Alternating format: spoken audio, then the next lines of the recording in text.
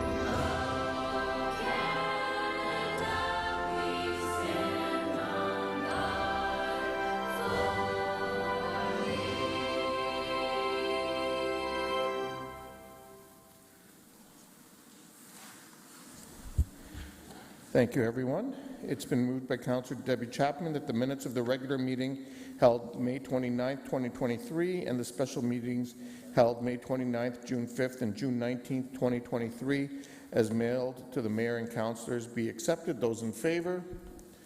Opposed? That is carried. Any disclosures of pecuniary interest? Councillor Singh. Yeah, Mr. Mayor, this is for item 7.2A for official plan and the zoning amendment for 97-101 Park Street and 186-194 Victoria Street South. I personally own property very close to this proposed development, so I'll recuse myself from the vote. Okay, thank you. We'll come back to that. Any other conflicts? Councillor Chapman. Yeah, without repeating all the numbers of the reports, I would also recuse myself from item 7.2.A because I own property very close to that. Okay, thank you. If I can just remind everyone to fill out the appropriate paperwork if you haven't already done so. There not being any other disclosures, there's no communication to refer to file, so we'll move on to item 5.1, presentations. Excellence in Municipal Systems Award from the Municipal Information Systems Association, MISA, Ontario, for the City's Growing Together project. And I'd like to invite Ms. Courtney Zinn to the podium. Welcome, Ms. Zinn. Thank you. Mayor Verbanovic and members of Council, it's my pleasure to be here tonight to present Council with an award the City recently received from the Municipal Information Systems Association, MISA Ontario, for the Excellence in Municipal Systems for the Growing Together project. The Excellence in Municipal Systems Award recognizes a municipality who has successfully undertaken a significant initiative or set a new standard that other municipalities may follow. During the conference, I had the opportunity to present an overview of the Growing Together project to our peers from municipalities across Ontario and received a lot of great feedback on the Growing Together's innovative approach, particularly the ability to translate engagement around a physical 3D model into digital scenarios and quantifiable data. This is the second award for Growing Together and the third consecutive Excellence in Municipal Systems Award for the City. Wonderful. Well, thank you, Ms. Zinn. I guess we should come up there.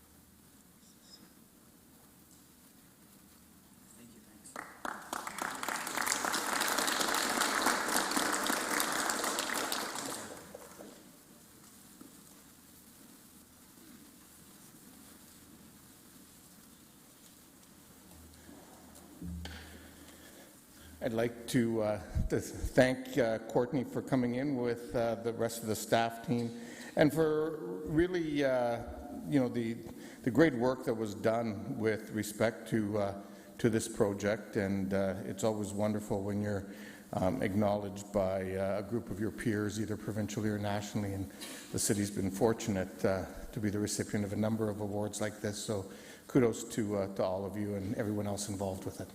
Thank you. Okay, we'll move on to delegations, and I do want to remind delegations that they have 5 minutes to make their presentation. I also want to remind delegations of some delegations for participation. If you conduct yourself in any of the following manners, it will result in an immediate removal from the building. Interrupting councillors or the mayor, staff, or other delegations, derogatory statements about the mayor and councillors, staff, or others, and hate speech or defamatory comments. One last reminder for delegations, please do not take offense if following your presentation there are no questions from council. This is council's time to really listen and reflect upon the opinions and ideas shared with us from our community members. We have one delegation on item 6.1, and that's pickleball programming and the Forest Heights Community Centre expansion. And I'd like to welcome Ms. Carol Weber. Folks, if I can just remind people there's no applause in the council chamber, please. Thank you. Welcome, Ms. Weber. Thank you. Good evening, and thank you for the opportunity to speak to you on behalf of the many pickleball enthusiasts in this area. I initially learned about pickleball from a tennis friend who informed me that pickleball was offered at the Forest Heights Community Center. I dropped in to observe the game and was immediately convinced to play. I very quickly became a pickleball addict. Another promoter of pickleball, Jack Redmond, convinced me to volunteer as a convener for the pickleball at Forest Heights. I've been convening for 15 or more years. Initially, pickleball was very sporadic at the Forest Heights Center, but eventually grew tremendously. This past year, we have had 20 to 28 players to play on 2 courts that only accommodate 8 players. The pay-as-you-go format offered at the center and the inexpensive fee continues to appeal to the participants. Online registration was not a really appealing option for most people in this area. Many of our pickleball players are seniors, but we have had pickleball players ranging from the age of 12 to 91. The positive consequence of waiting for your turn to play provides the opportunity to chat with fellow pickleball players, resulting in social interaction and budding friendships. Pickleball players at the center over the age have ranged, as I said, from 12 to 91 years of age. The physical, social, and emotional impact of the sport is profound. As the interest in pickleball has ballooned within the last number of years, the need for larger facilities are necessary. I understand the expansion of the Forest Heights Community Center is scheduled at around 2027. Waiting for another 4 to 6 years for the completion of a larger venue is disappointing. Hence, our appeal to council to expedite this expansion. During the summer months, the Forest Heights Community Center offers many different programs for school-aged children. As a result, the Forest Heights pickleball players started to play at the Highland Courts. As previously stated, many of these players are retirees. The Highland Courts are an optional location. These courts not only provide shade, 4 courts lined for pickleball and tennis to be shared. A washroom facility is on site, but is only available to the senior tennis players.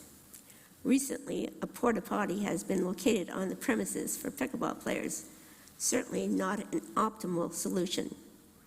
Cameron Heights has also excellent pickleball tennis lines on their court.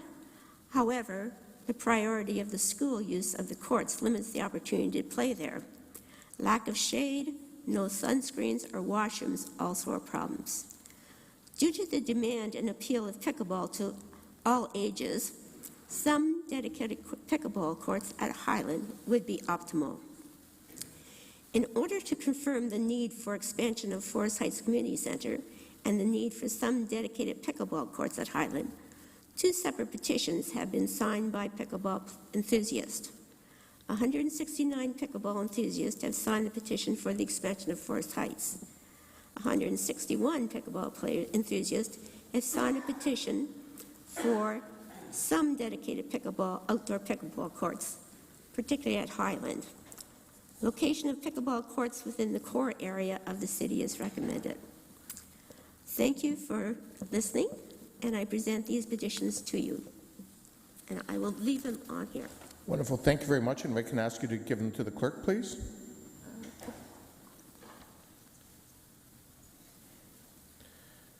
We do have some questions for you, so if you want to stay at the podium, and then I'll ask Mr. May to comment on the issue of capital scheduling. Councillor Singh and then Councillor Ioannidis. Councillor Deneau, I think, is keyed in as well. Okay. Manually keyed in? I'm sorry? You want to? Sure. Key in? Okay, so start Councillor Singh, Yeah. Ioannidis, and then Deneau. Thank you. Thank you for presenting. I'm sorry to say that I haven't really had a chance to play pickleball, but everything I've heard so far seems to be something that, any sport that can engage, all demographics, and more importantly, our seniors, is something that we should aspire to create, and that space available for you all. Knowing that obviously that the capacity is limited at Forest Heights, how much outreach or look have you considered amongst the other community centers that are close to Forest Heights? Vic Hill is one of them. Country Hills Community Center is another. That's not too far. Is that something that's considered from the group that plays more frequently at Forest Heights? I haven't specifically looked into those options. I do know that the pay-as-you-go program at Forest Heights is the most inspiring or most popular. I don't know if those exist at the Victoria Hills and with the other center you mentioned. Okay, all right. Perhaps that's something we can get clarification from staff, and Okay. just more of a comment more than anything else, as a councillor that represents Ward 6 that has 2 community centers, Country Hills as well as Chandler Mowat. These are community resources that are available close by, and if you can grow the same sport with the same kind of vigor and enthusiasm that you all have in this chamber, that would be a huge benefit to those communities as well. So I'll ask staff further. Thanks. Thank you, Councillor Singh. Councillor Ioannidis. Thanks, Carol, for coming in. I know you've been playing pickleball for quite some time, and I remember playing against. I think I played against you. I know when we tried. It's definitely telling some of my members of council how it's quite a fun sport, and the fact that how it's growing is quite interesting and quite a great thing too as well. So I guess the question I would like to ask, because the Forest Heights Community Center is something that I've been working on probably since my early term on council to finally get in the budget and to get that expansion, and knowing the fact that we see the market where it's going now with regards to construction costs and everything else. My fear is that we may see some delays, and I'm hoping that's not the case, but I mean, anyways,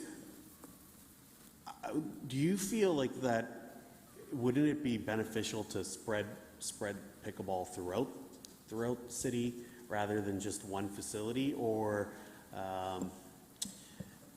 because I think this is a city-wide need instead of rather just in one center in particular, or maybe, and I know Mr. May will have a lot more detail with regards to this, and sorry I'm rambling on, I'm going on longer, but I mean, this is a rather a passionate,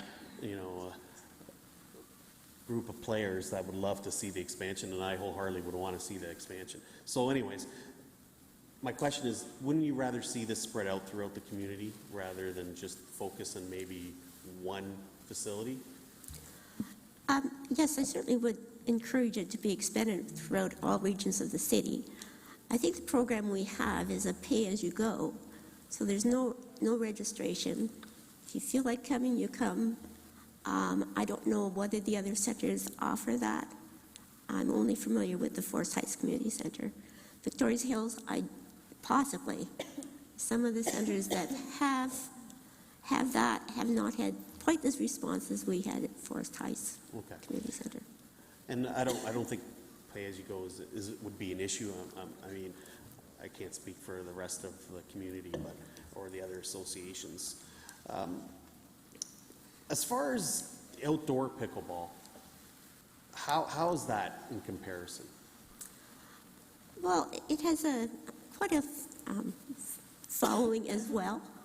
The reason why I specified Highland is, as I said, so many senior citizens we have there that play there that then go over to Highland to play.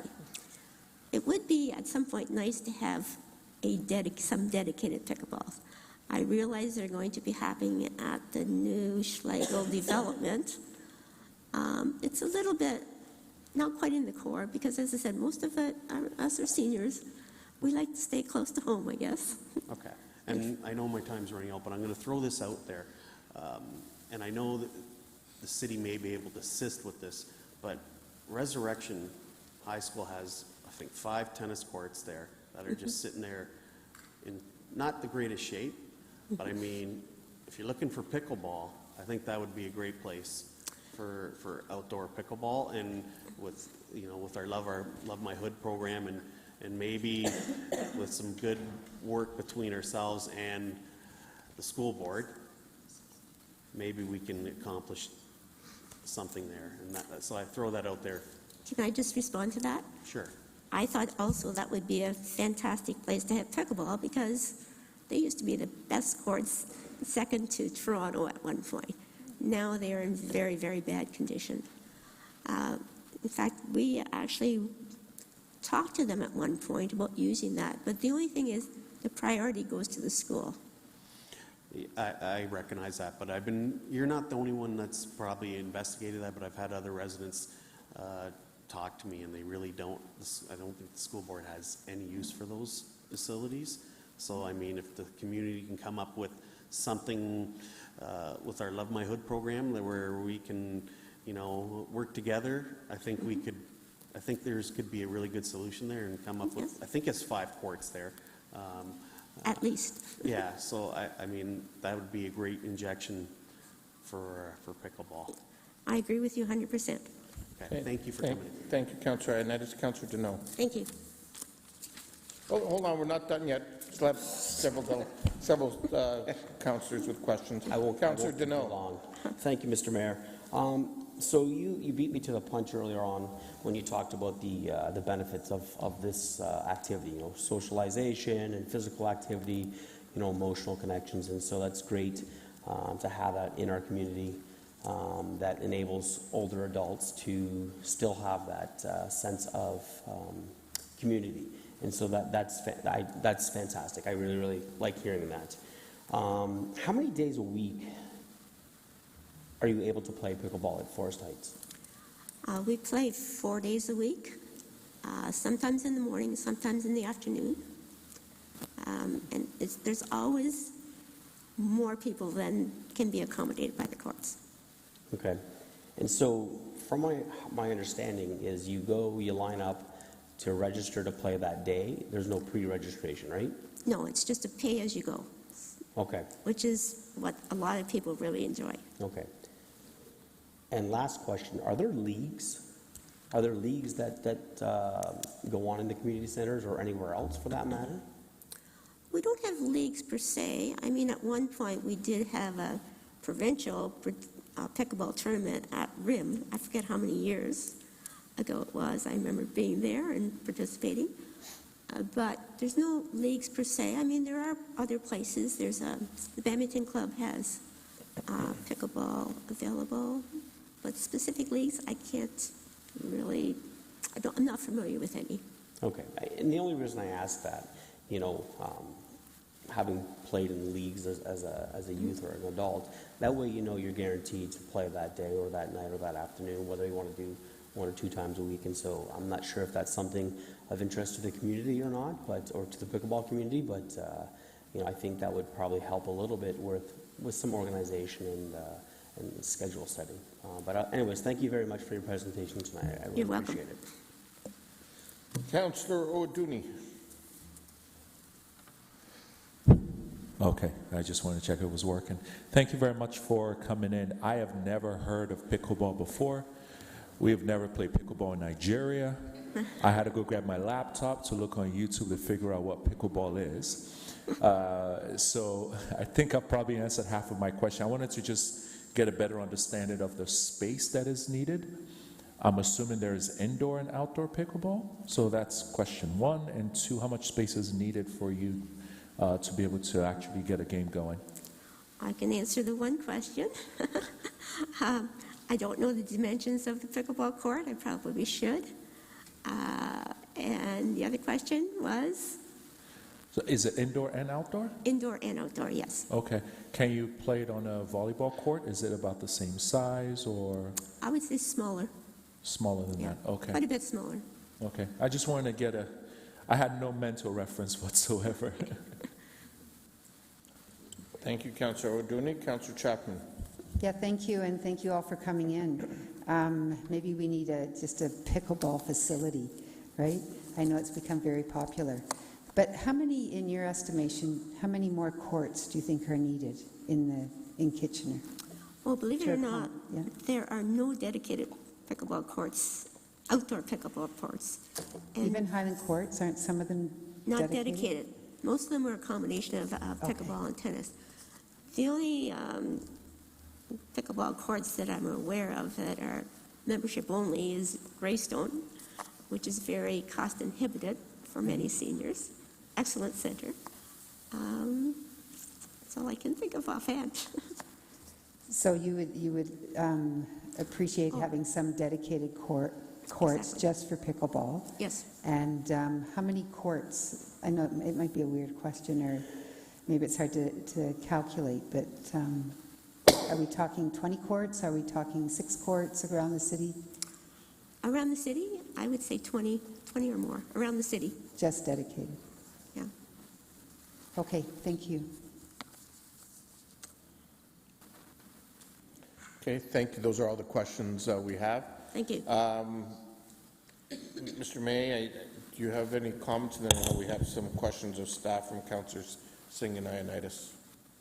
Yeah, through you, Mr. Mayor. So it's really great to receive the petition. I look forward to reading them whenever they've made their way around the horseshoe.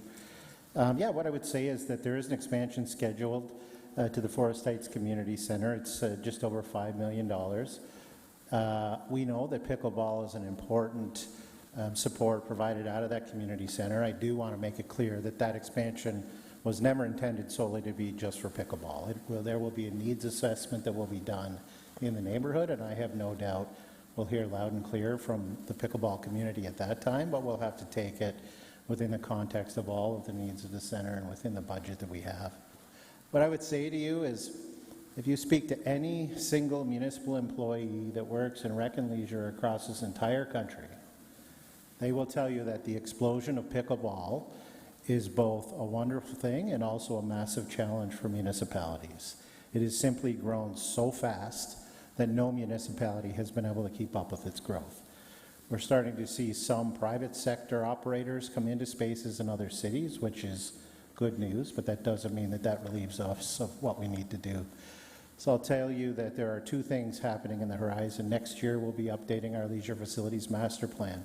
At that time, we will get concrete data-based answers to a lot of the questions councillors had today around how many courts are there, what's the growth in the local community, how many more courts do we need, and then you'll be able to balance that against, as an example, do we need another rink? Do we need more basketball courts? You'll be able to make those balanced decisions. So that will be happening next year. It's not long from now. What I would say is, when we get closer to the expansion of the Forest Heights Community Center itself, we'd also do full needs analysis. So that's another opportunity for the community to have its input. This is a challenge at many of our community centers, not just Forest Heights, and so I'd suggest you were best to address it through the Leisure Facilities Master Plan, which will be research and data-based, and which will find an answer that will help the entire city. Okay, thank you, Mr. May. Councillor Singh. Yeah, thank you, Mr. May, with that. I think you almost summarized and answered all the questions that you could have anticipated, so good on you. No, I appreciate that some decent, more holistic work will undertake next year with the Leisure Master Plan. But I'll just, go a little step further in asking about existing assets to ensure that the existing assets we do have, that we would look at potential repurposing of as change and interest in sports evolves, from tennis to potentially pickleball. So I think there are a number of tennis courts across the city that are not managed in the best condition because, again, the interest in that racket sport has changed over the decades. Would we look at repurposing these outdoor courts as well as part of this overall review? Yeah, through you, Mr. Chair, yes, we absolutely will look at that. We'll look at, as an example, I believe we've just opened up or are adding 4 outdoor courts at the Schlegel Park, which I think the delegation alluded to. I'd go a step further to say if there are indoor facilities like Queensmount Arena, I mean, we are going to leave no stone unturned. This is a program or a sport that shows no sign of slowing down in its growth and popularity, and so we want to help meet the need, but it will take some time to figure that out. Okay, that's really helpful to hear, and I think pickleball is one. They're here. They're telling us there's a growing need, and we've heard cricket is another. So I think there's a number of additional sports that weren't necessarily the common talking point, but they're definitely relevant, and there's strong interest now. So through you, Mr. Mayor, if I could just add to that because you reminded me, we will be redoing our Leisure Facilities Master Plan next year, and a major, if not the focus of that plan will be to look at those more diverse needs within our sport community. So you nailed it with cricket. We have to get better cricket facilities in our community, but instead of simply growing facilities we already have, we're going to look at those things like cricket and pickleball. Thank you. Awesome. Thank you. Thank you, Councillor Singh. Councillor Ioannidis. Thank you, Mayor Urbanovic. And Mr. May, you must have been reading my mind because Queensmount was like first thing in my head. And I'm just wondering, and just maybe for the benefit of council, what are we using that facility right now for? So I can speak from personal experience. It's well used for lacrosse. Okay. Right now, indoor ball hockey is a major user of the facility. We've started an amazing new program where we converted into an indoor skate park, which has been way more successful than we ever imagined. So it is well used, but that's not to say that we might not potentially look at making some investments to improve the facility, paint the lines. I mean, what I would say, I can appreciate why the pickleball community wants dedicated courts. You will hear from every sport that they want a dedicated sport. You're going to hear from soccer that they want a FIFA-sized dedicated soccer field. But as a municipality, we simply can't do that. And so we need to look at where we can build facilities that can be used by more than one sport. Okay. And I get that. I get that we need to do a holistic approach to everything. But in the meantime, is there anything, like, are all our arena facilities used in the summertime for other stuff where we can just temporarily put some paint lines and, put a minimal investment in putting nets and stuff? Yes, so through you, Mr. Chair, for the most part, our arenas are used as in still have ice in them, or they're taken out for annual maintenance. Okay. And then I guess my last question, and maybe for the benefit of the audience here, the pickleballers here, with regards to resurrection, is there a possibility that the Love My Hood grant could be used in a fashion that could help facilitate the repair of those and working in collaboration with the school board?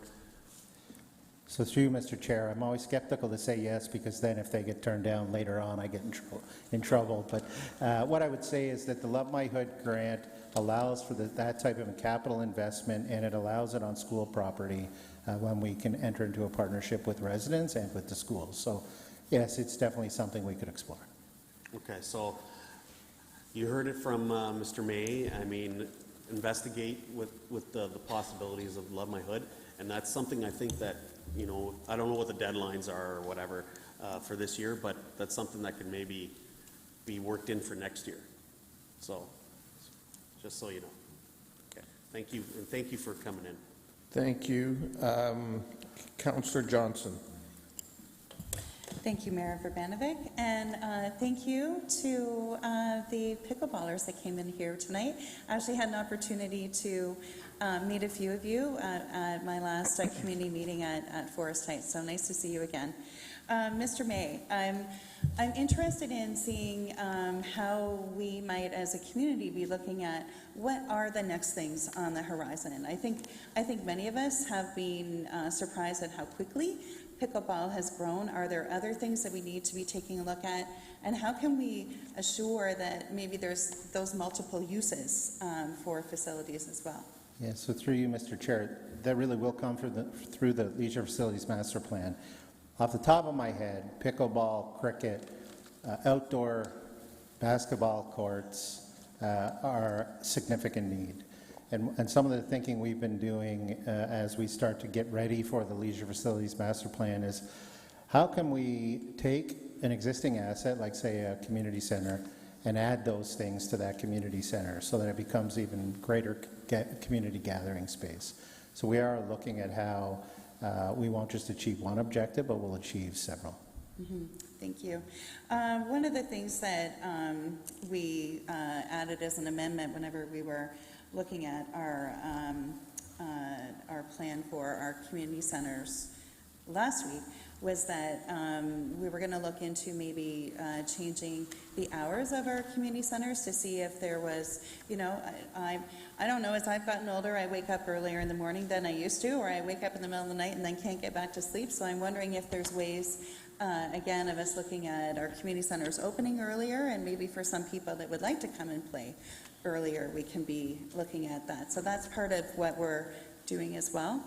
That will absolutely be part of the issue we will bring back later this year. And if there is a need and a demonstrated need and people will use the community centers earlier, then we'll open them earlier. Thank you.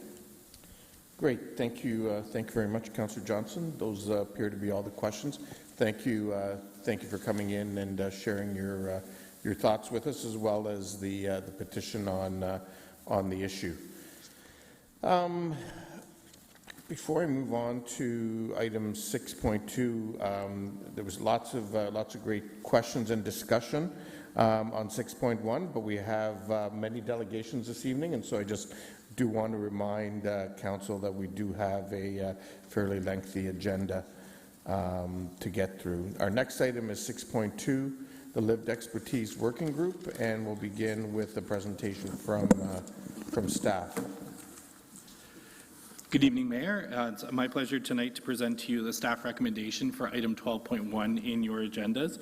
The recommendation from planning staff is to fund year 2 of the Lived Expertise Working Group and to award the Social Development Centre of Waterloo Region funds in the amount of $23,600 to administer that program. An update: as of recently, planning staff have been engaged bi-weekly with the Lived Expertise Working Group, and we have come up with an agenda for year 2. We are looking to solicit their feedback and expertise as we look at our rental housing work, as well as our housing and rental replacement bylaw work agenda that we have in front of us that we've committed to reporting back to Council in December of this year. Planning staff have been working closely with the Lived Expertise Working Group for the last several months, and we're learning a lot. We are trying to understand which tools and which avenues we should take with some of our work, and we're appreciating the lessons learned and learning quickly how to avoid the duplications of other people's work and rely on the expertise in order to deliver something that will be effective when looking at rental housing and displacement. Today I'm joined by David Alton from the Social Development Centre, as well as Charlie, who are going to give an overview quickly of their year 1. Thank you. Okay. Welcome, David and Char. Thank you, Garrett, and thank you, Mayor and Council. We are very excited to share our year 1 report, highlighting kind of some of the updates and projects we've had this year. So the Lived Expertise Working Group is a group of 12 people with lived experiences of housing marginalization, advocacy experience, and connections to community. And for the last year, since May of 2022, we have collaborated with city staff to bridge the gap between municipal planning and communities experiencing housing marginalization. We've also met with professionals, academics, and other lived experts across the country to learn how Kitchener can remain a leader in advancing housing as a human right. The working group is planning on sharing the lessons learned from our first year of collaboration with the city at an exhibition later this summer locally. And then we are planning on going to the Coalition to End Homelessness Conference in November to share our findings nationally. In this first year, our two priorities were to be supporting people living in encampments and to be bridging policies and approaches between the city and the region. Through that, we've worked on several projects, including the region's interim housing solutions. We've worked on with the Wilfrid Laurier University on photo mapping displacement project. We've been working with the University of Waterloo on and the region of Waterloo on the plan to end chronic homelessness and creating a prototype laboratory for those findings to be implemented in community quicker than usual. We've been working on a human rights approach to bylaw interactions with encampments that we're very excited to be moving forward. And we've been also working with Kaleidoscope on incorporating theater of the oppressed techniques to create 2-minute plays and whatnot. We have been deep in conversation with the planning department, and we draft our year 2 priorities, and we to better help the city prevent people from experiencing displacement in the first place. And I would now like to introduce you all to the members of the Lived Expertise Working Group. Many of them are here today. So we have Charles Nichols, Shar Lee, Milo Hansen, Julian Ickham, and Heather Majuri. And then online we have Donald Lacasse, Fidelia Ukweje, Latasha Wilson, Meredith Radline, Malik Butt, and Udanifer Nadine Green. And then I'll pass on to Shar. Okay. I have been working with the homeless population since I was 15. I've experienced homeless myself. For many years, I've sat on many groups. The working group was one of my favorites. Working with this group of people, I've learned so much more because there's so many different attitudes and personalities and different ways of life that we've got raised in. I totally didn't speak. Okay, so over the last year, we've done a lot. We've done different ways of interacting with a few people in here. Mayor Barry has been to one of our things, like a lot of you guys have. I get nervous. That's okay. So we're doing a presentation exhibit, as David said, with photos, photo that me and Julian took around the city of stuff. Like one of the ones that I took was a picnic table by the church, by the St. John's Church Social Development Center, because it represents people that sit there day in and day out, and we have interacted with them and helped them get jobs and places to live and helped them with food, because we do everything. Like I said, this group is more than just a working group for the homeless. We do a lot more than that. But, so, I don't know. Why don't you just read the last? Okay, so we gathered the photos, and we're going to do an exhibit with the help of University of Laurier. And You're excited? I don't know. no, I am excited. I'm kind of nervous. Thank you, Shar, and thank you, Council. If there's any questions on our report. Thank you both, David and Shar, for coming in, and Garrett for getting the presentation kicked off. I do have questions from Councillor Singh. Okay. Thank you, Mr. Mayor, and thank you, David. Thanks, Charlie. I'll tell you, Shar, you presented even better than David, and he's got experience. Too much experience, but he's got experience, and he did so well. No, I think this is exactly what we do need to get a better perspective of through the lived experience for those that have experienced homelessness, right? I do have kind of a question related to your priorities for year one, and you outline supporting encampments within the city of Kitchener, and that's a little in conflict of what our current policies may be. What was that work related towards, for my understanding? Especially because as we look into year two, I want to make sure that we're really getting the best out of, the data that you guys can gather and that can be responsive through our existing policies that we have and not be in conflict necessarily with what we have. Well, I wouldn't necessarily think that the group has experienced the work with the city on encampments solely through the lens of conflict. I mean, we had been met several times with Gloria McNeil from Bylaw, and who helped inform kind of our project on a human rights approach to encampments. So we've definitely been in conversations with the city on how their approaches have been for the past year. And I think that that priority kind of was overarching, like it touched on many of the projects. I mean, it touches on the Laurie project, was working directly with people in encampments. The University of Waterloo project also is working with people in encampments. So it's more just kind of a lens of focus because so many people within the working group have experiences of being homeless. We have, been advocating for the city to continue to collaborate with us when it comes to trying to figure out approaches to encampments, incorporating lived expertise and whether it's training for staff so that staff know how to communicate and engage better with those populations, whether it's thinking about the principles of human rights approach. And we'll be releasing that the kind of rubric that we created on a human rights approach to encampments at our little exhibition later this summer. So, and we'll send it to all of you directly, but we encourage you to come to that so you can hear from the working group members themselves about some of the thinking behind that. Okay, well, that helps to understand that.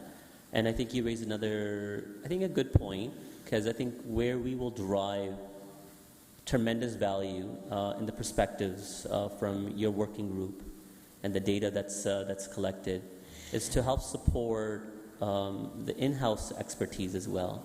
So what do you think? Do you think that there's a strong, rationale for that work to carry on beyond these pilots?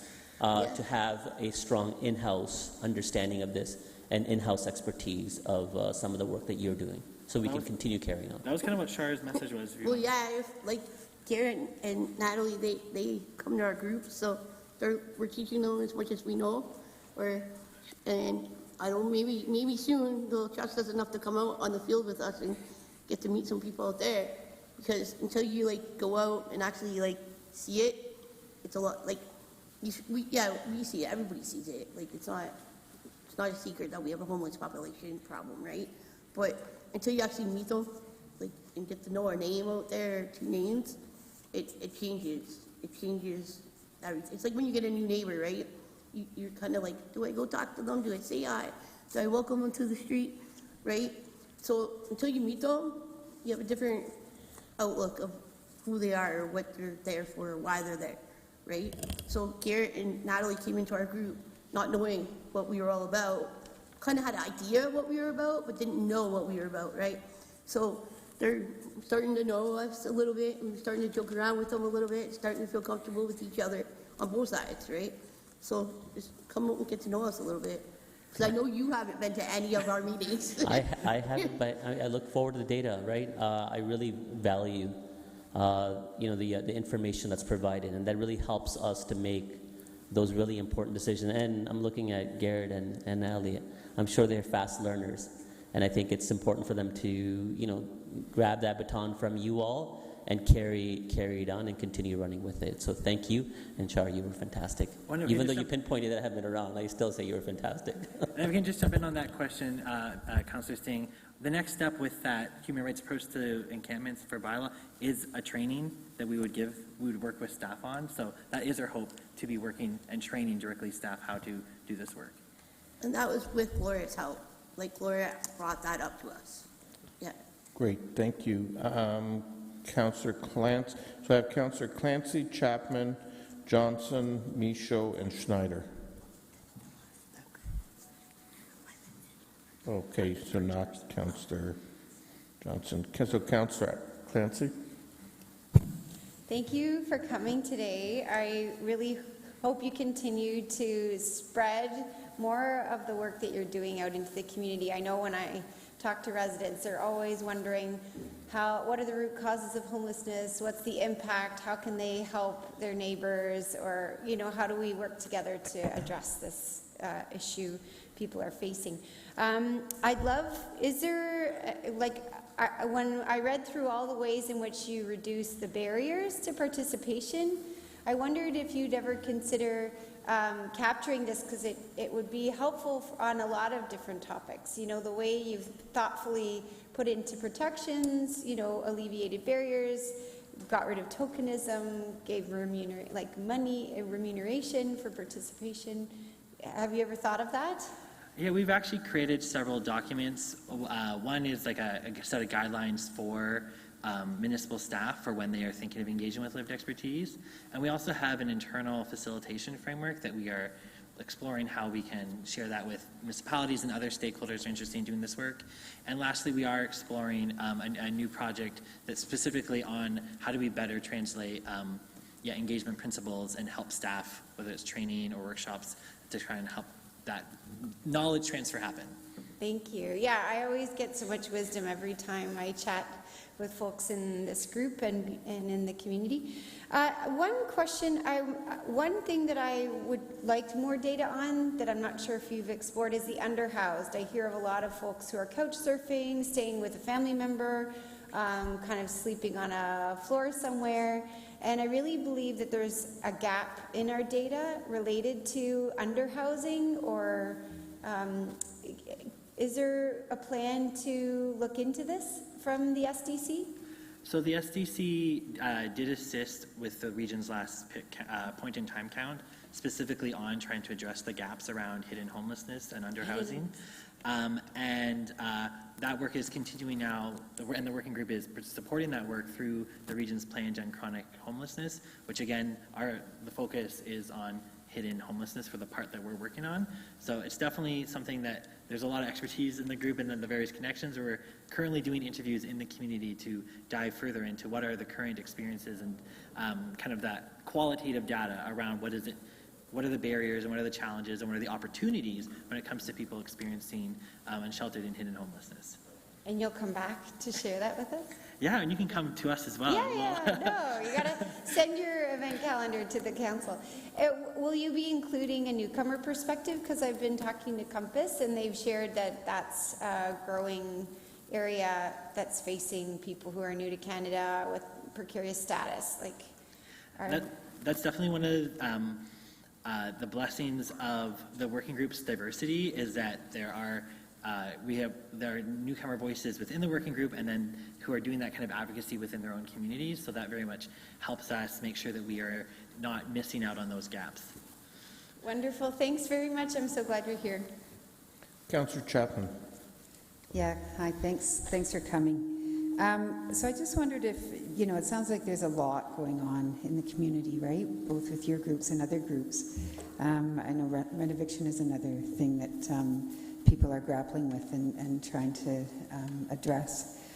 So maybe you could just tell us the difference between this lived expertise working group and how it's different from other consultation that the city is doing or that you might be doing yourself. So what things can you highlight for us here?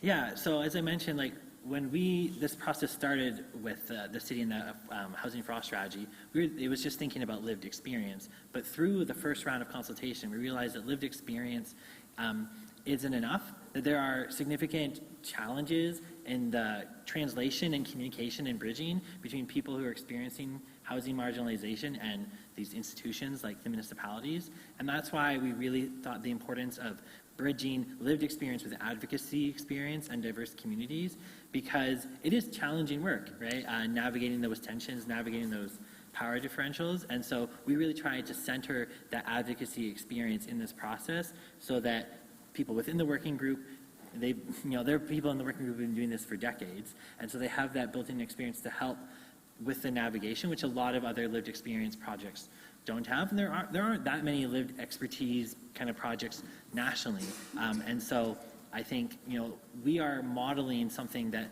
the whole country can look to in terms of how do we do that bridging, because it's very complicated work for every institution across the country. And Char, I don't know if you want to speak to what it feels like as a participant in that process. I just like working with the homeless people, so I'm in a lot of different groups. The PEG is the one from the region, which is the People Action Group. I'm also in that group. And then the city finally caught up. And now we have this group, but this group is like hands-on, like so it's a PEG, but this group, we actually go out and we work with a lot of people. I find that we work with a lot of people in this room, actually. We've had a lot of people come to our meetings and stuff. But it's nice to see that, because then we feel more comfortable coming here. Well, I'm not right now because I'm nervous, but we feel more comfortable like talking to you people outside of here too, when we see you, where you don't get that opportunity so many times. Because, I mean, when you're watching on TV or on like the YouTube, you guys are like, whoa, very important, right? And it's kind of scary and nervous-ing when we're just people. Like you guys are people too, but it's different. You guys have suits, we have sweaters, it's, Well, and I would say, like, when you think about like principles, we have a little document. We think about like the principles of lived expertise engagement, and one of them is the idea of like long form engagement, right? Rather than a traditional, you bring in a consulting firm, you kind of have a short term set of conversations or focus groups, and then you go on with the process. Like, we're with the City of Kitchener. We've been with them for a year, and we're going to be with y'all for another year, and hopefully even longer than that. So that it gives that longer time for staff and communities to really unpack understanding with each other, to do that kind of deeper engagement, deeper understanding, but allows the ideas and opportunities that are bubbling up to have the space to become the next a Better Tent City, or the next the spot. So there's so many opportunities that come from that longer term engagement, that deeper engagement. And so that's one of the things that's very exciting about this process, is that you've committed to us for 2 years, right? And so that gives us time to go a lot deeper than you would if you just sent a external consulting firm to go talk to homeless people for a few weeks, right? Like, it's a completely different level of data you're going to get. But then after the 2 years, you're going to do it again, because we still want to work with you guys. Well, it's interesting to hear what you're saying, because, I've often heard people that are in advisory committees say, well, you don't really know what we're doing, or how it's used, how the information we provide is used. So what would your biggest takeaways be from the work that you're doing in this particular group? And I think if you look in the report, a big part of it was about the relationship with you, the city.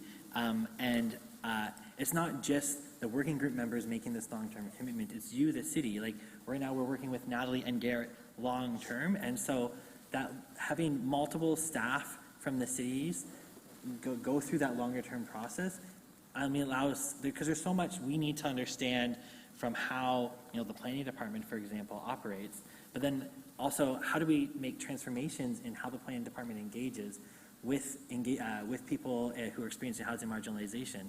And because of that long-term commitment from staff and from the city, that allows for opportunities for that two-way learning to happen. And I think that's a real key to success. And that was a bit of a challenge at the start of this process, because there was a bit of staffing turnover and whatnot. But now that we have both Natalie and Garrett, we've already seen in the few months just the difference that multiple staff, longer-term engagement allows for that deepening of understanding, and the more creativity of opportunities in terms of how we can find out what the best way for the planning department to tackle these complicated issues are. Great, thank you. Oh. Yes? Okay. So our last meeting was on Thursday with Garrett and Natalie, and there was something happened, not bad, in the group. It was actually kind of positive enough. There was something happened outside of the group, but it affected our group, right? And it was really kind of nice to see that Natalie and Garrett stayed. They didn't leave because something got tough, right? They stayed. They stayed until everybody was leaving, right? So they stayed with us. They didn't just leave us to deal with it. They stayed. And then Garrett sent me an email making sure I was okay afterwards, right? So, I mean, what happened was very emotional, what happened, and they saw that. So they saw, like, our real, true emotions. When that normally wouldn't happen in a meeting, it was just an emergency situation came up. It affected the members of our group very quickly, very harshly. We were like, what the heck just happened kind of thing. And they've got to witness that. So that was like a real like emotional meeting that doesn't normally happen. So they got to see firsthand what we deal with on a day-to-day basis with the people that live in tents and the people. So I'm kind of happy that, I'm not happy the situation happened because you don't want to see anybody get hurt or anything, but I'm happy that they got to see, like, our faces. And there was tears. Like, a few of us went to bed crying that night, right? But they got to see that and they got to witness that, which I find it really powerful. And they stayed, and that, a lot of people wouldn't have stayed. They would have got really overwhelmed and left, right? But they didn't. They stayed. So that's huge. Thank you. Sorry, thank you. Councillor Michaud. Thank you. There's been a lot of questions. I just have some comments. Can I just, or should I wait? I'll come back for comments, because we do have the recommendation from the report to deal with. Councillor Schneider. Thank you, Mayor Brevanovic. Thanks for coming in. I think we all know the Region of Waterloo is undertaking a huge engagement right now with the plan to end chronic homelessness, and you're part of that. Could you maybe explain how what you do differs from the work that they're doing, or how maybe your work will be included in what they're doing? Yeah, so for the working group's involvement in the plan to end chronic homelessness, the region was seeking data and experiences from unsheltered and hidden homelessness populations and didn't know where to begin. And so they partnered with members of our group to dive deeper into to do the engagement firsthand. So people in the expertise working group are on the ground in encampments, on the ground talking to people in squatting houses and rooming houses and on tents. So those relationships and that access to those communities and the trust from those communities, the region wouldn't have had access to that. And because of this group, we're able to make sure those voices are centered in that process. And then the Social Development Center and the Lived Expertise Working Group have the partnership we have with the region's plan to end chronic homelessness is not just about gathering data, but also about prototyping solutions. And so we're doing, it's a long form of engagement where over the course of several months, regional staff and lived expertise working group members are talking about what they're seeing on the ground, going on to community, getting that data, and then coming together to highlight what are the potential solutions and then start prototyping them before the plan even gets, before the plan is even finished. And so we're going to be able to see some transformative change from the region much quicker than we normally would. And so that's something that's very exciting about this process that wouldn't be possible without having the kind of relationships and trust that the Lived Expertise Working Group has fostered. Okay. Next question I'm going to ask is, it's a difficult one for me to ask, but in your executive summary, one of your principles is trust, saying the working group acts as a bridge between municipalities and communities. Trusting relationships are prioritized to help hold dynamic conversations, evolving community contexts, and complex power relations. We've heard you show appreciation for Garrett and Gloria and others, yet on your personal social media accounts and the Social Development Center's accounts, you've publicly criticized the city. And I'm just wondering if that will stop in year 2. So, the Social Development Center has a mandate to amplify the voices of people experiencing human rights violations. And so this is where, it is part of the challenge of this work is institutions and communities are navigating something very complicated, which is the scale of the homelessness crisis. Those public statements from the Social Development Center came because there were decisions made by the city, as you remember from my previous delegation, on April 26th and 27th that weren't in line with our previous, weren't in line with the work that we had been doing with the city up to that time. We had seen staff over and over again move towards a human rights approach. So, and when we see those actions and when staff aren't, and when we aren't included in those conversations, we have a responsibility as an organization to be flagging that publicly. But our hope is that it doesn't have to get to that. The hope is that the trusting relationships we're building with staff, such as Garrett and Natalie and others, that those are conversations that we can have together so that it doesn't get to that point where people's human rights are being violated. So it's definitely a challenging situation, but that's why, we have been reaching out to staff, to youth counselors, to start talking about solutions, because our belief is that we can very easily get back on the track that we were all together on prior to those decisions. And so that's kind of our message that we've been sharing publicly, and that's our message that as the Social Development Center is holding as it moves forward. Okay. Just want to say the public words can destroy trust, so just want you to know that from a counselor's view. Thank you. Okay, I think those are all the questions we have. Thank you. Thank you very much. Thanks, Barry. Okay, our next delegation is Julian Ickham. Dear councillors, staff, and members of the community, my name is Julian Ickham from the Alan Ryan People's Community Defense Brigade. We are a grassroots organization that speaks truth to power. I am here to speak about the Loog and its importance to this community. 1 year ago, I was approached by several agencies and told that if our organization is to make a difference, we should apply to participate in this process. Needless to say, I was skeptical, but upon consultation with my community, we decided to apply anyways.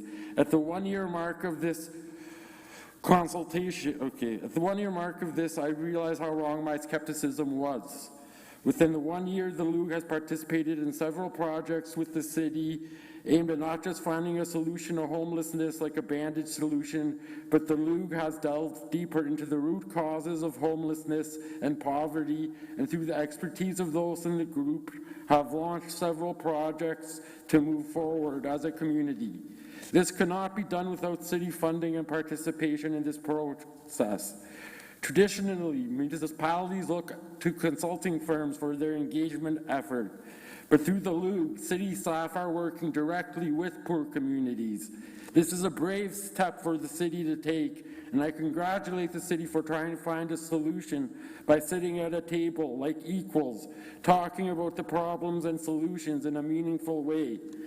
Having a process from the city like the Loog is important for the Alan Ryan People's Community Defense Brigade because we are seeing how poverty is a cause of addiction, antisocial behavior, and lateral violence in our community. The Loog talks to poor communities and those experiencing poverty directly to understand what is actually happening and what is needed to happen. At the 1 year mark, the continuation of the work is more critical than ever as the Loog is preparing to launch projects implementing the findings of their work with communities like ours.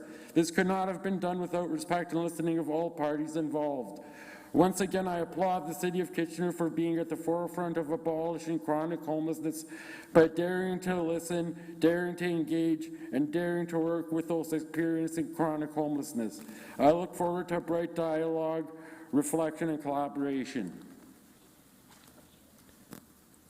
Thank you, Mr. Ickham. Are there any questions? Councillor Chapman. Yeah, thank you for coming in and for your comments.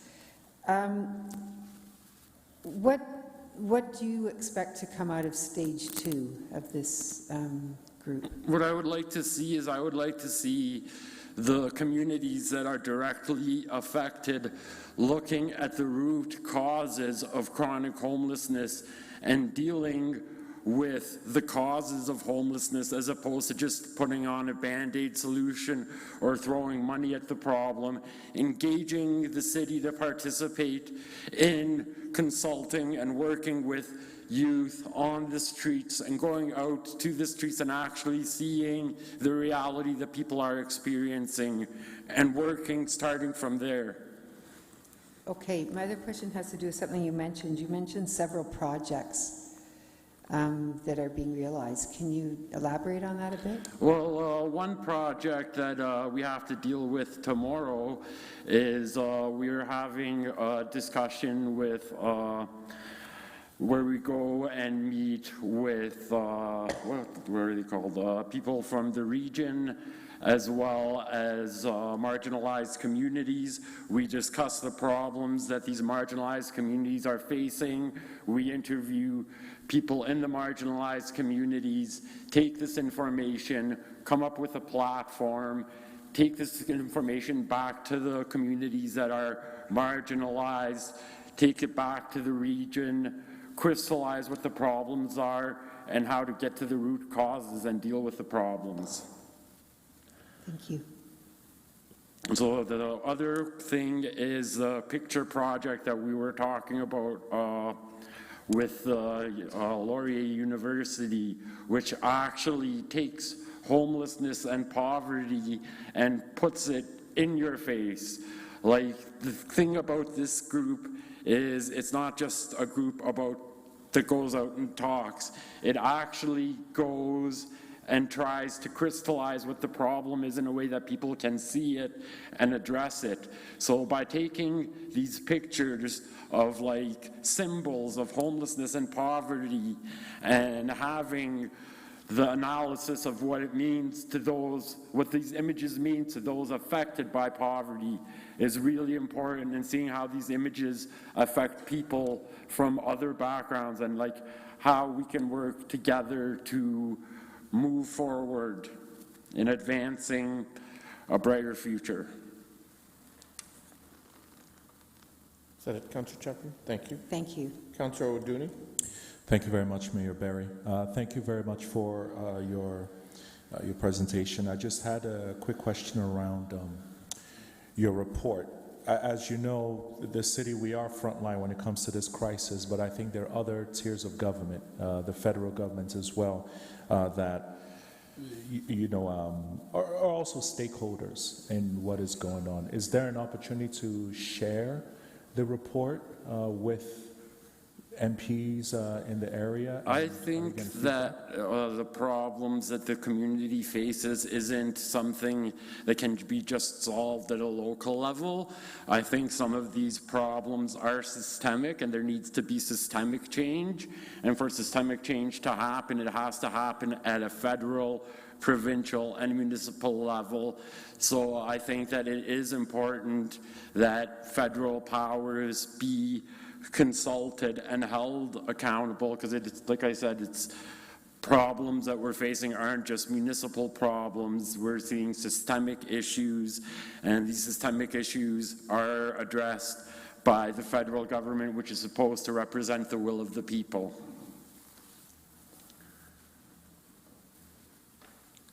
Is that it, Councillor O'Dooney? Thank you. Any other questions?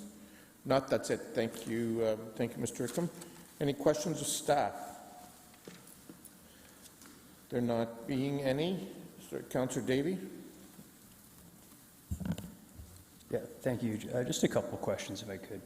I wanted to get some perspective, because I noticed actually that the motion I brought forward to council with respect to displacement was included in this this report. I just wanted to get some understanding. So, like, there's been a lot of talk here about encampments and homelessness and the underhoused, as well as human rights as it relates to bylaw. Like, a lot of these things are, in my opinion, like the motion that was crafted, that was included, was very clear on jurisdictional boundaries. Because, sorry, I have to preface it, because otherwise it would sound terrible if I didn't. But I've always believed in jurisdictional boundaries, because that's how we keep people accountable. And I'm worried about scope creep. So I was wondering if staff could comment on some of these things and why they don't believe that this is scope creep. Mr. Stevenson? Through you, Mr. Mayor. So I am newer to the lived expertise working group, and Natalie has joined to represent planning as well on that group. So, joining in year 2, we see this as an opportunity. We have a big body of work in planning and work that we think would be well served with a lived experience or lived expertise lens. So that includes work from the motion from January of this year, looking at rental replacement bylaw, looking at displacement toolkits.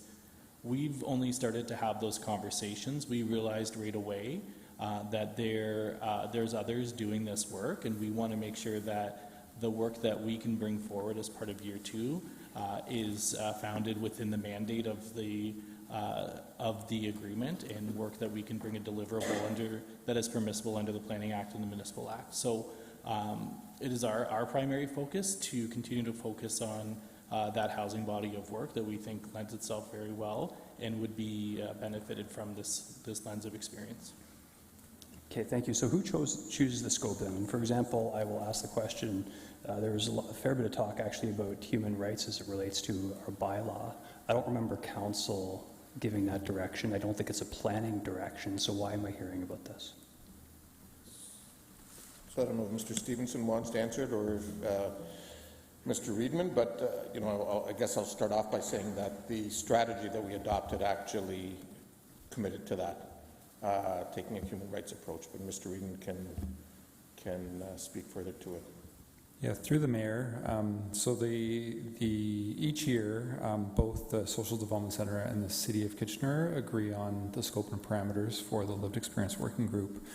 What I can say is that I've had a number of conversations with Ms. McNeil and Mr. Ramsaroop when he was here, and there are elements that the Social Development Center has been advancing without the agreement of the city. And so Ms. McNeil had committed to work with the Social Development Center on ideas or suggestions they may have about encampments at a very high level, but had never committed to a rubric. I'm not aware of any staff that have committed to a rubric, and we have not seen what that rubric looks like, or training of bylaw staff as well from the Social Development Center. And so I know the focus of this work is really to advance the Housing for All strategy, and the 2 references related to encampments that are found within that strategy are under working with the region and operators to facilitate the development of a number of supportive housing projects, including housing for people in encampments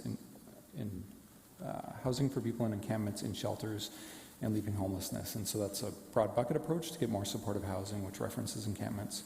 And then the second one is to advocate for the region to address encampments by incorporating a human rights-based approach. And so that's advocacy to the region on a human rights approach. Okay, thank you. And again, in terms of the human rights-based approach, is this something that should be like a legal opinion that we should be receiving as well, or is this something that lay people can make interpretations and recommendations? Through the chair, so I believe there are interpretations around elements of that as well. And so what I can say is that our bylaw staff had gone out almost every single day of the last year and met with everybody on Roos Island to bring coffee, period products or feminine products that were needed, and other things, including cab rides that were needed for those encampment residents. And so to me, that defines a human rights-based approach in building relationships with members of those encampments. Okay, that's helpful. And last question. So this working group is set to, I just want to make sure this is clear, but this working group, if approved, is set to expire after, I guess, 2 years. And I guess I would ask probably Mr. May, I think some of this work is definitely important to continue on. But my understanding is the reason we formed our EDI committee, which my understanding covers off a lot of socioeconomic lived experience issues. So we would continue to be consulted and engaged via that entity. Mr. May?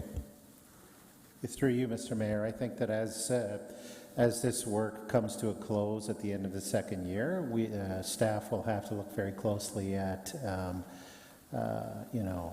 both of those bodies to determine and ensure there's not overlap or duplication of efforts. Okay, thanks very much. Other questions? Councillor Chapman. Yeah, thank you. So I understand we continue to have a partnership with the Lani Farha and the Shift, which speaks very loudly about housing as a human right. So I was just wondering how it's being interpreted here.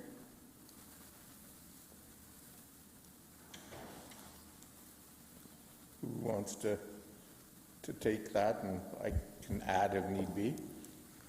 Mr. Reedman? Yeah, through the mayor, so we believe firmly that doing everything we can as a city to get proper, secure, safe housing for individuals is our first priority, and so we are doing everything that we can to advance the work that's within our scope or realm of influence. So the region is the main lead on providing supportive and affordable housing, but we've partnered with organizations like the YWCA to do a nominal fee lease for 50 years less a day to build their 51 units that they've added to the Blockline site. And we've worked with a number of other providers to advance their work as quickly as possible so we're getting supportive housing for the community. And it's in that context that we refer to housing as a human right?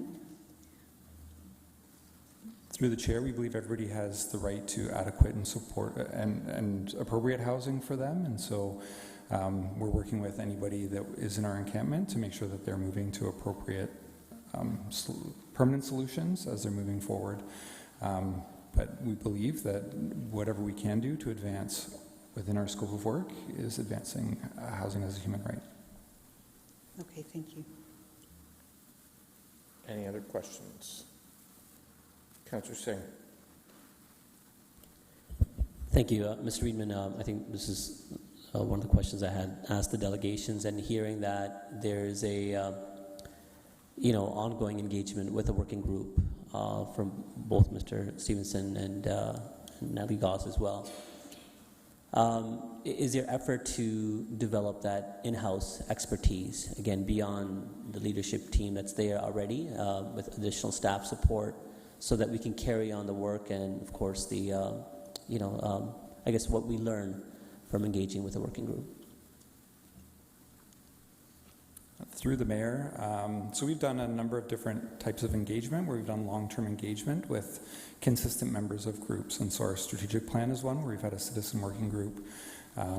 Developing our Housing for All strategy was one where we had a working group that spanned over a number of months.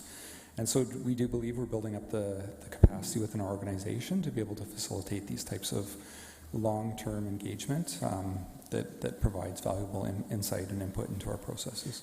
Okay, if we are conscious in wanting to drive the greatest level of benefit in these type of engagements, as you've outlined, is there, I think, a benefit of us ensuring that there is that more increased focus in working with the group and a more of a look at on a month-to-month basis, more specifically the concern that Councillor Davey has outlined as well, to ensure that we stay within the parameters of what we have outlined to make sure that we get the information that we need, and so we can carry on with the other strategic work that we're doing as well, so we can try to address the primary issues.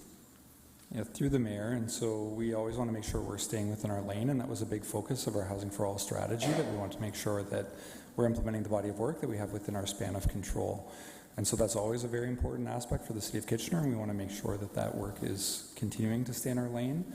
We had a lot of discussion around that when we developed the strategy, and so the specific actions that are outlined in that strategy are specifically things the City of Kitchener can do as a local municipality. And so would it be helpful for staff to get that directions to ensure that we do try to create that additional effort to stay, as you said stay within our lane? Through the chair, and so I'm just looking at the agreement that we signed with the Social Development Center as part of this pilot work, and it does specifically state that council provides direction and makes decisions on behalf of things, and so I believe direction would be helpful. Okay. Mr. Mayor, and this is something that we've engaged with staff to get some better perspective as well. I would probably want to address the later point that Mr. Reedman has said, an amendment to the recommendation that gives direction staff to ensure that there's that higher level of engagement and process work with the working group so that we are driving the greatest benefit. Okay, well, first of all, I would need someone to move the recommendation that's in the report that Mr. Stevenson presented, which is the one in the report. Are you moving that, Councillor Johnson? Okay, thank you. Is there a seconder? Councillor Michaud, thank you. Councillor Singh, you indicated you'd like to make an amendment? Yeah, I sent it to the clerk. Yeah, emailed it to the clerks. You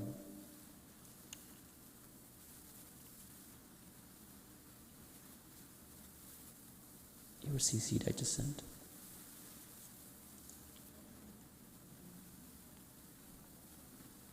I sent the whole motion. Yeah.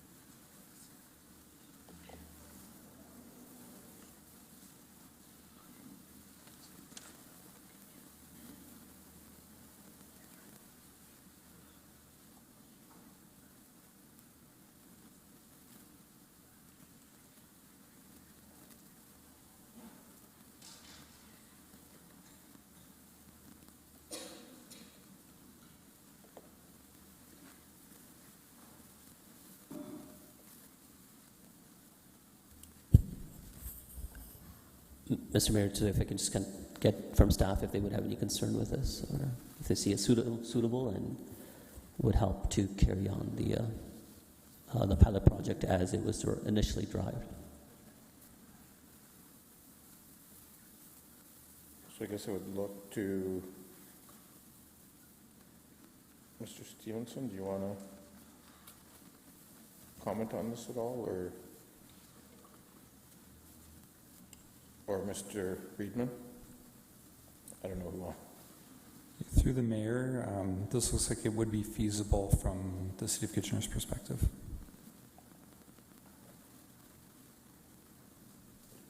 So, okay, so it has, so are you moving this as a recommendation?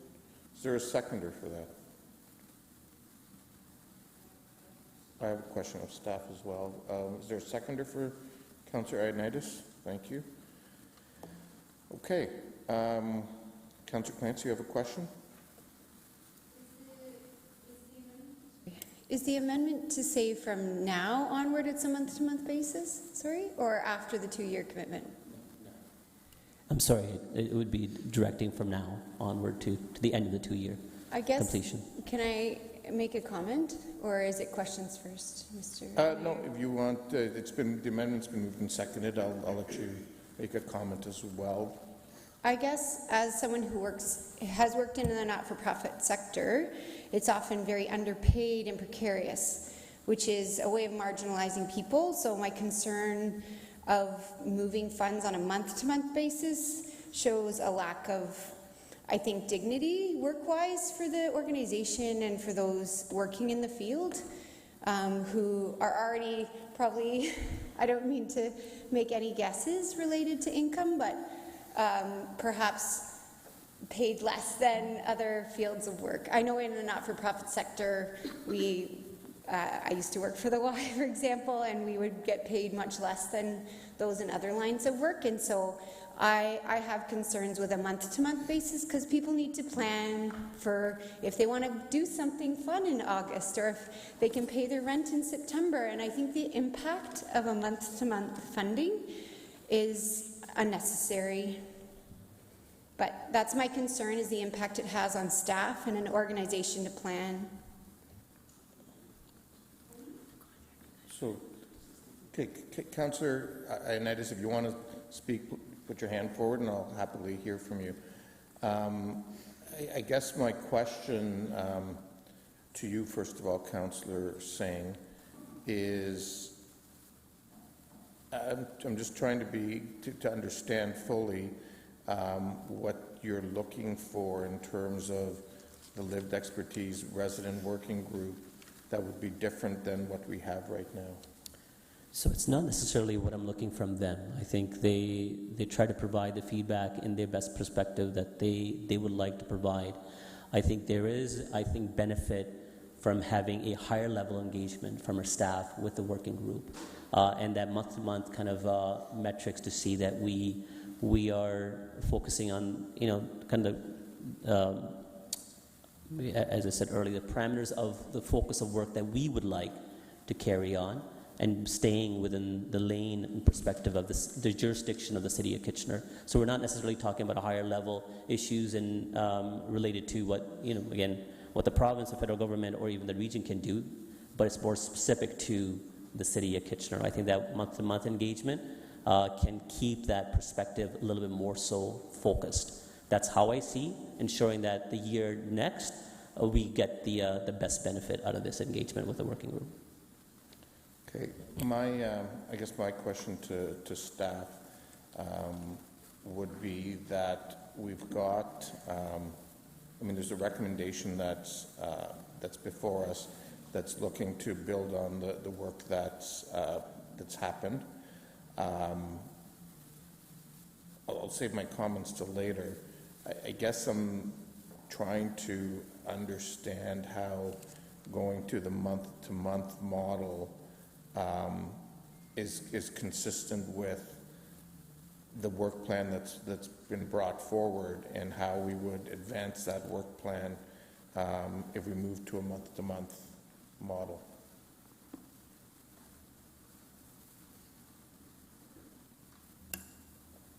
Mr. Reedman? Through the chair, so we would work with the working group on the work plan, and so if this were to transition to a city-facilitated lived expertise resident working group, then we would continue to advance that dialogue with that working group if a transition was made over the next 12 months. Is there a reason why staff didn't consider that as an option as part of this report? Through the mayor, so we did agree to a 2-year contract, renewable after the first year. We haven't committed to that renewal at this point in time, and so this would be the point in time. If council is interested in looking at changing the model, we would look to amend that agreement. But in principle, the intention originally was 2 years? Correct. Okay. And has the agreement fully been followed, or have there been some issues and concerns along the way? Through the mayor, and so I would say there is one clause that I don't think has fully been followed, and it was around a line of questioning from Councillor Schneider. So clause 99 in the agreement, just let me pull it up, specifically states, other than as required under applicable law, in which case the supplier or the social development center shall immediately notify the customer, which is the City of Kitchener. The supplier agrees it will not at any time publish any press release or other statement, written or verbal, including responding to public or media inquiries about the project, unless the customer has reviewed such written material or granted permission to do so. Instead, the supplier shall direct such inquiries to the customer's project lead or identified corporate spokesperson. In any event, the supplier shall not make any inaccurate, negative, critical, derogatory, or disparaging remarks or comments towards the customer. Okay.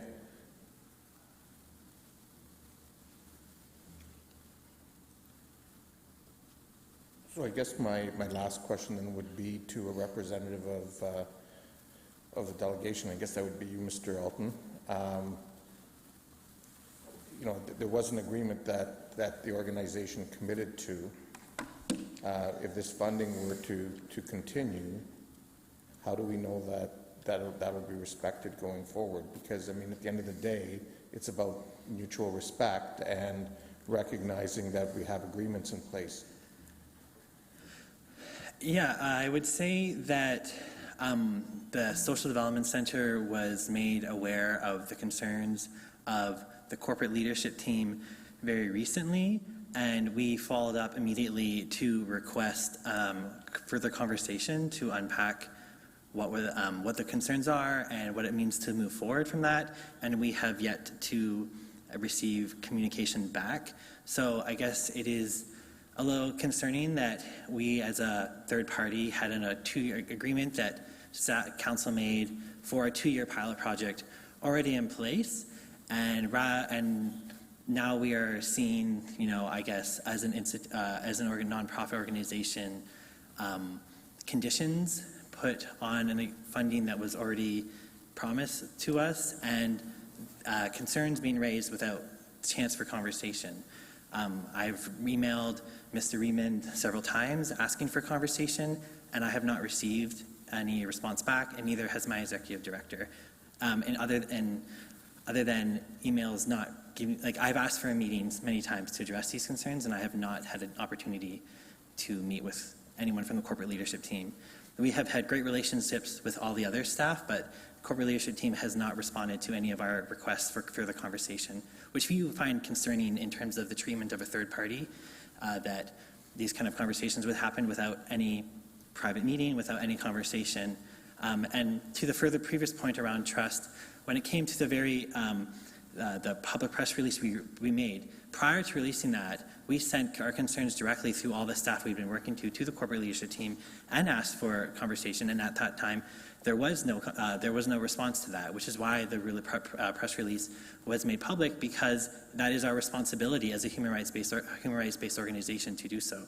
So I guess I would say that I am very concerned at how the Social Development Center is being treated by the corporate leadership team in this process, especially when council already approved a 2-year funding arrangement. And we are not asking for an increase in funding.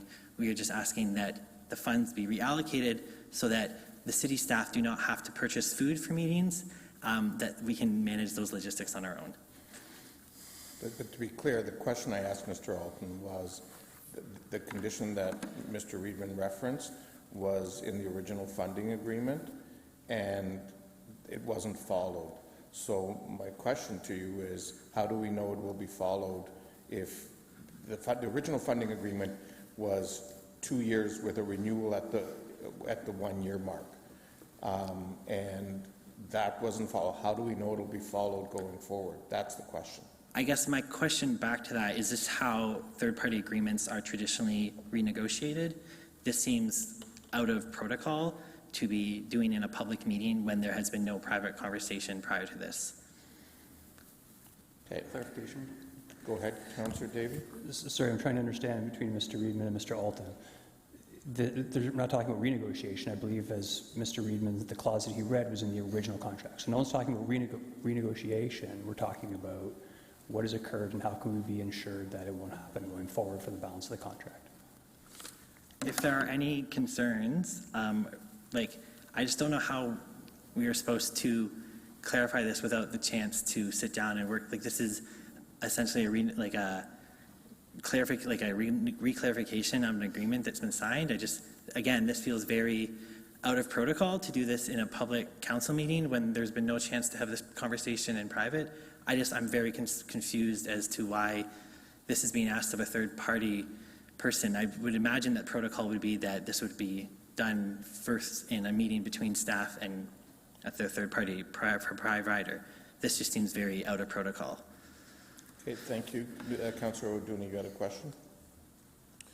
Yeah, I just wanted to find out, in reference to what we've heard, moving forward, is there a guarantee from your team that if we do continue, there'll be no comments out of line without a conversation with us?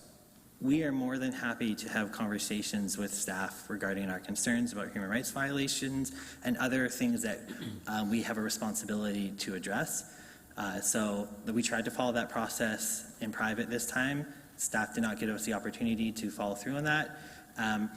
And so that's why I went public. But I mean, as we directed to staff multiple times in private and in my previous delegation, we would have much rather preferred to have all that stuff happen in private conversations rather than in a public forum. So that is our preferred approach. We were very surprised that the actions that happened on April 26th and 27th happened because it felt like a very change of form from our previous conversations with multiple city staff. So I guess, yeah, that would be our preferred way forward, is to do all this stuff in private like any other third party would be treated. Yeah, I see him. I've got Councillors Chapman, Clancy, and Ioannidis. Can I go? Yep. Yeah. So I have a question for you, David. What impact would it have on the work that's being done so far? I mean, I don't support this amendment, but from your perspective, what impact would this have on the work that's already being done and the plan that was in place over the next year? I mean, if council decides to move forward with this amendment, we would be requesting an immediate meeting with corporate leadership team to renegotiate this agreement. And we may be looking into our legal options as a nonprofit, because this does seem very out of order compared to how other third-party agreements would be negotiated. So I think I'm very surprised and shocked that this is happening in this kind of public way when this could be done in private ways. And I mean, the Lived Expertise Working Group is a partnership between the Social Development Center and the City of Kitchener. So the City of Kitchener can only put terms on the Lived Expertise Working Group in partnership with the Social Development Center. So we would have to go back to the table to renegotiate that agreement, which we've been trying to do with the corporate leadership team on multiple occasions when these concerns have been raised and have not had the opportunity to do so. Right. So this came to you as a complete surprise, is what you're saying? Yeah, I mean, we were under the understanding that council had committed to a 2-year pilot project, and so we were planning on sharing the amazing updates of that work with council at the 1-year mark. That was our expectations from this meeting, and so again, I guess you can sense my shock and surprise that this is happening, and again, my questions on what is the traditional procedure for dealing with third-party agreements? It seems very out of form. Okay, thank you. I just have a question for staff. Go ahead. Yeah, would staff be willing to sit down and talk with the group before we pass such an amendment, and we honor the staff report as it stands right now, and to try to see if we can come to an agreement on this? Not us, but you. Yeah, through the chair. And so there has been correspondence back and forth between myself and Mr. Alton and Ms. Petrovic-Gronik. Yeah, but if council wishes to defer this and come back, then we'd be happy to have discussions and then see if this is resolvable. Okay, because it seems like the right thing to do. Councillor Clancy. Councillor Ioannidis. That's where I'm going. I think I'd like to see a deferral on this matter. I'm not sure what the timing of the deferral will be. I mean, I would ask for a little bit more clarification on what the timing would be for this.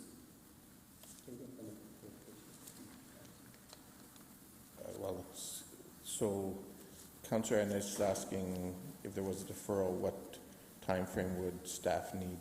Mr. Reedman? Through the chair, so August would be the time that we could come back with that. But I just want to clarify something as well, because I know this has been a topic of the conversation today multiple times. And so staff have never agreed to review operational items with the Lived Experience Working Group. It's always been on strategy and implementation of Housing for All implementation. And so any operational activities are the responsibility of staff and approval and direction from council. And so I think that's a fundamental issue that we've clarified multiple times with the Lived Experience Working Group, and it just keeps coming up. So I just want to make that on the public record as well. Okay, thank you. Go ahead, Councillor Singh. Yeah, thank you, Mr. Mayor. And I don't necessarily think there's anything wrong with us deferring to allow a conversation with the working group, especially if there's already some pending conversations that do need to be taking place. In respect to, I guess, in keeping with the ongoing commitment, the fact that there's a deferral, would there be any concern with the ongoing funding that would continue to be flowed to them? Or would there be interruption if it's coming back in August? I think staff are conferring on that.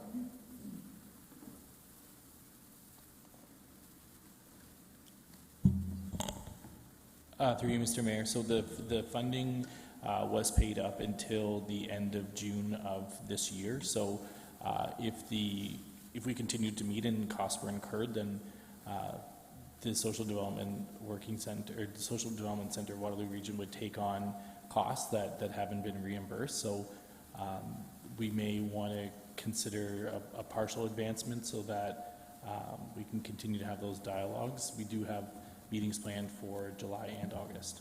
Would Councillor Ioannidis be amenable to that partial transfer for July and August? So you're suggesting that we would advance another 2 months, Mr. Stevenson? Yeah, I would suggest that we that we could advance those funds in accordance with the agreement until final resolution was made on this matter. So we would continue to operate under the agreement until council made a decision otherwise, if that was what council opted to do. Yeah, I think that would be more appropriate, so if that can be an addition to the additional amendment to the motion or deferral motion. I'll come back to Councillor Ioannidis in a moment on that. I guess the only other question that I would ask is if we do undertake this deferral, one of the things that, I think there's, while I don't necessarily support the idea of going to a month-to-month basis, I think there is the notion of developing a lived expertise resident working group that, from a longer-term perspective, actually has some value.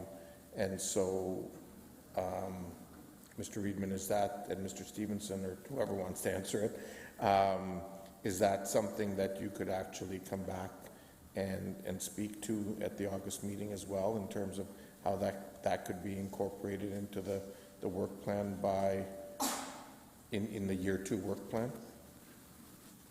So that in fact we would actually achieve that by the end of the current 2-year pilot project, potentially? Through Mr. Mayor, we could put our minds to that and bring you at least some preliminary information in August. Okay, thank you. So, Councillor Ioannidis, you want to move a deferral for the reasons that we've discussed, and with the understanding that funding would continue for 2 more months? Yeah, I'm good with that. Okay, is there a seconder for that? I'll second. Councillor Singh. Okay, and the meeting, to be clear, would be August 28th. So the only thing we can debate is timing. I don't see anybody looking to do that. So all those in favor? Opposed? That's carried. We'll work through this and see folks back on August 28th. Thank you. Okay, moving on then to item 6.3, draft plan of subdivision pertaining to 325 Cortland Avenue East, 240 Palmer Avenue, and 30 Vernon Avenue. We have a written submission from Mr. Chris Pidgeon, and then we have 2 delegations. Mr. Pidgeon here? Oh, there he is. So our first delegation is Chris Pidgeon from GSP Group, representing the applicant. Welcome, Mr. Pidgeon. Thank you, Mayor, members of council. Jamie Kreitch sends his regrets this evening. He has another conflict, another council meeting in London. I'm not going to make a presentation to you unless you want me to go through the details of the submission that we've made to you. I'm simply here to answer any questions that council may have. Okay, any questions of Mr. Pidgeon? Councillor Davey. Yeah, apologies. I know we have a heavy agenda, but I think it's really important if you wouldn't mind going over the highlights of the proposed amendments. Thank you. Yeah, certainly. Mr. Mayor, so the recommendation that was before PSI committee last week had an FSR of 7.8 that applied to the high-density multiple residential designation, which predominantly are the blocks that are at the rear of the site, so along the railway and away from Borden. The proposal that is before council this evening, so we did take away the comments from some of committee members to look at possibility of increasing the height. And the proposal that's before council is an FSR increase from 7.8 to 8.7 for those same blocks. So the implications of that are that the total unit count would increase to just short of 4,000 units, so an increase of about 640 units overall. And the effect would be that 4 of the 13 residential towers would increase in height. And there's a graphic that's attached to the submission that I made to council. So the 4 towers are in the extreme, I'll call it it's near Sterling, because I always get directions mixed up, but it's in I call it the northwest. I think it's probably southwest corner of the site, but it is the 4 towers. And so those 4 towers would increase. No towers would be taller than 38 stories. So the combined total of those towers in the committee recommendation was 85 stories. If you tallied up the height of those 4 towers, we're now looking at a total increase of to 125 stories. So essentially, we're adding 40 stories to the overall development of the METS project. So then Jamie Kreitch also responded to the notion of affordable housing. He would increase, we had previously had 135 affordable housing units, and that's at 80% of the market rate. He would increase that to 145 affordable housing units, so an increase of 10 dwellings. But he'd like to front-end the affordable housing and start that construction in July of this year. So rather than constructing 21 affordable housing units on Block 2, he would increase that to 53, again starting in July of this year. And then there would be a reduction in the overall unit count from 60 to 145 affordable housing dwelling units. And then, Mr. Mayor, you asked at the PSI committee last week about a deep subsidy. So Jamie Kreitch had indicated that his deep subsidy for affordable housing is the cash contribution to the working center. And so he also would increase that from $850,000 to $1 million for the Vic 97 campus for the unsheltered. So that's a summary of the proposal that's before Council, and I'd be happy to answer any questions you may have. Okay, thank you, Councillor Davey. That's it. Councillor Johnson, your comments.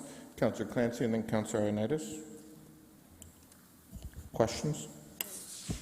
Yeah, I guess I am glad to see some additional units. I'm wondering why only 10 out of the 640? That's 0.15%. So, yeah, I was hoping for more. I wonder if there's some rationale why out of 640, 10 are affordable. Yes, Mr. Mayor, so the previous proposal was for 4% affordable housing units, so 4% of the total unit count to be built affordable housing in this project. So we're now at 3.6%, but it's front-ending. So instead of 21 units affordable housing, Jamie is committed to 53 units to start immediately in 2023. So on that basis, plus the cash contribution, he is proposing that there simply be a reduction in by 15 units, recognizing that affordable housing, the crisis is today, and so he wants to front-end that. Thank you for... Okay, Councillor Ioannidis. Thank you, Mayor Urbanovic, and thanks, Mr. Pidgeon, for coming in. I really believe this is really, really good news, and I compliment my colleague, Councillor Davey, for, Can we focus on questions, because we do have another delegation?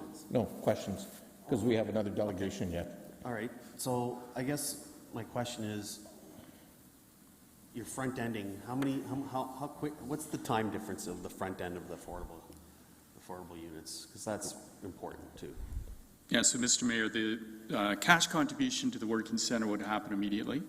Secondly, the building permit is anticipated to be issued next month in July, and those 53 units are a part of that first building permit.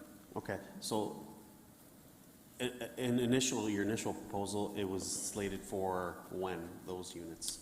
So only 21 dwellings starting in July, now increased to 53. Excellent, thank you. Okay. Councillor Singh.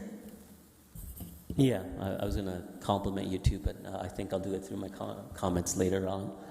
No, that's fantastic that you guys are accelerating the number of affordable housing units at the immediate, and that's a 32 units extra, more than double what was anticipated. The remaining units of the 145 in total, I know that's overall long-term phase-out of this build, which is a massive site. Is there hope that the remaining will be, instead of the later end, they would be shortly after the first few builds that happen? Can you give some reference to that also? Sure, Mr. Mayor. So Jamie has committed to a minimum allocation on a building-by-building basis, but he said he would be willing to consider accelerating that, just as he's doing for Block 2 in the first phase of construction.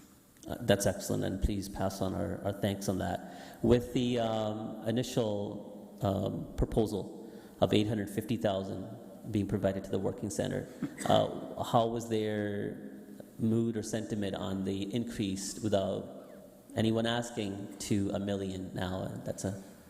I have to admit, Mr. Mayor, we've been so busy trying to put the package together that we haven't let Joe and Stephanie know that they're increasing the financial. They don't even know yet? So they have no idea. They're going to find out probably through the media or through tonight's council meeting. But yes, another $150,000 to the working center. That's substantive, and that's going to be a very happy news. Thank you. Thank you. Councillor Chapman, you had a question? Question? Yeah, go ahead. Yeah, thank you. My question to you is, first of all, what's changed from when you came in the last time? Like, there was a whole plan in place. You had an agreement with staff. It just seems, I better be careful with my words, I'll get reprimanded, but it seems like, what's good planning, I guess is my question, because we hear this over and over again when a report comes before us, that this is good planning. So we had a good planning plan, and now we have this. So I'm just wondering, in your mind, what's changed? Thank you. So, Mr. Mayor, quite frankly, in 37 or 38 years of my practice, I don't think I've ever been asked to increase the density on a site. But we did spend, and we spent a lot of time this week working very closely with staff and putting the numbers together. The tall building guidelines, which are a council-endorsed document, for example, was something that we took very seriously when we put the plan together. We are still able to meet the tall building guidelines in terms of the guideline relating to building variation. We're not changing the tower footprints whatsoever. It's simply a height matter. And we're maintaining the separation distance between the towers. So I still believe that we have a good plan, still good land use planning. We know that there's a housing crisis. Jamie Kreitch has purchased tower cranes. So he's not a one tower crane necessary builder. He will put more than one crane on the site and move this project along. And he's committed to that. So my other question has to do with, it used to be that we had bonusing available to us, and we no longer have that, as I'm sure you're aware. But I think last, at the committee meeting, I suggested, maybe we could have closed circuit, a district energy site using geothermal, and that was rejected. Are there any other green development standards that you could introduce to this site, sort of as a payback to the community environmentally? Yes. So, Mr. Mayor, the developer did not reject the geothermal. No, the region did, I think. Correct. This is correct. Yes. So, but Auburn's very committed to sustainability elements, and will continue to explore those. They are going to retain all of these units. So this is rental purpose-built housing, and so the costs are on them in terms of operating these units. So they're going to do everything that they can to try and implement those sustainability elements. So are there going to be heat pumps, electric energy rather than gas? Do you have some details on what that will look like? I'm not the contractor, and I don't profess to have that expertise, so I can't answer that. Okay, thank you. Thank you. Those are all the questions we have. Okay. Our next delegate, sorry, did I see another question here? No, I'm coming back to comments. There's another delegation yet, folks. Mr. Jeff Martin.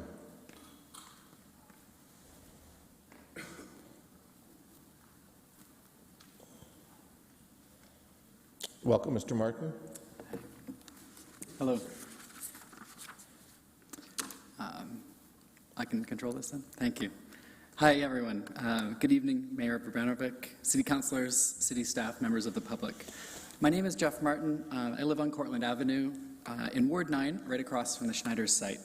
I'm very excited about this plan for this neighborhood and for the 3,345 rental units being added to this part of the city. My child is ecstatic that there's going to be a park nearby.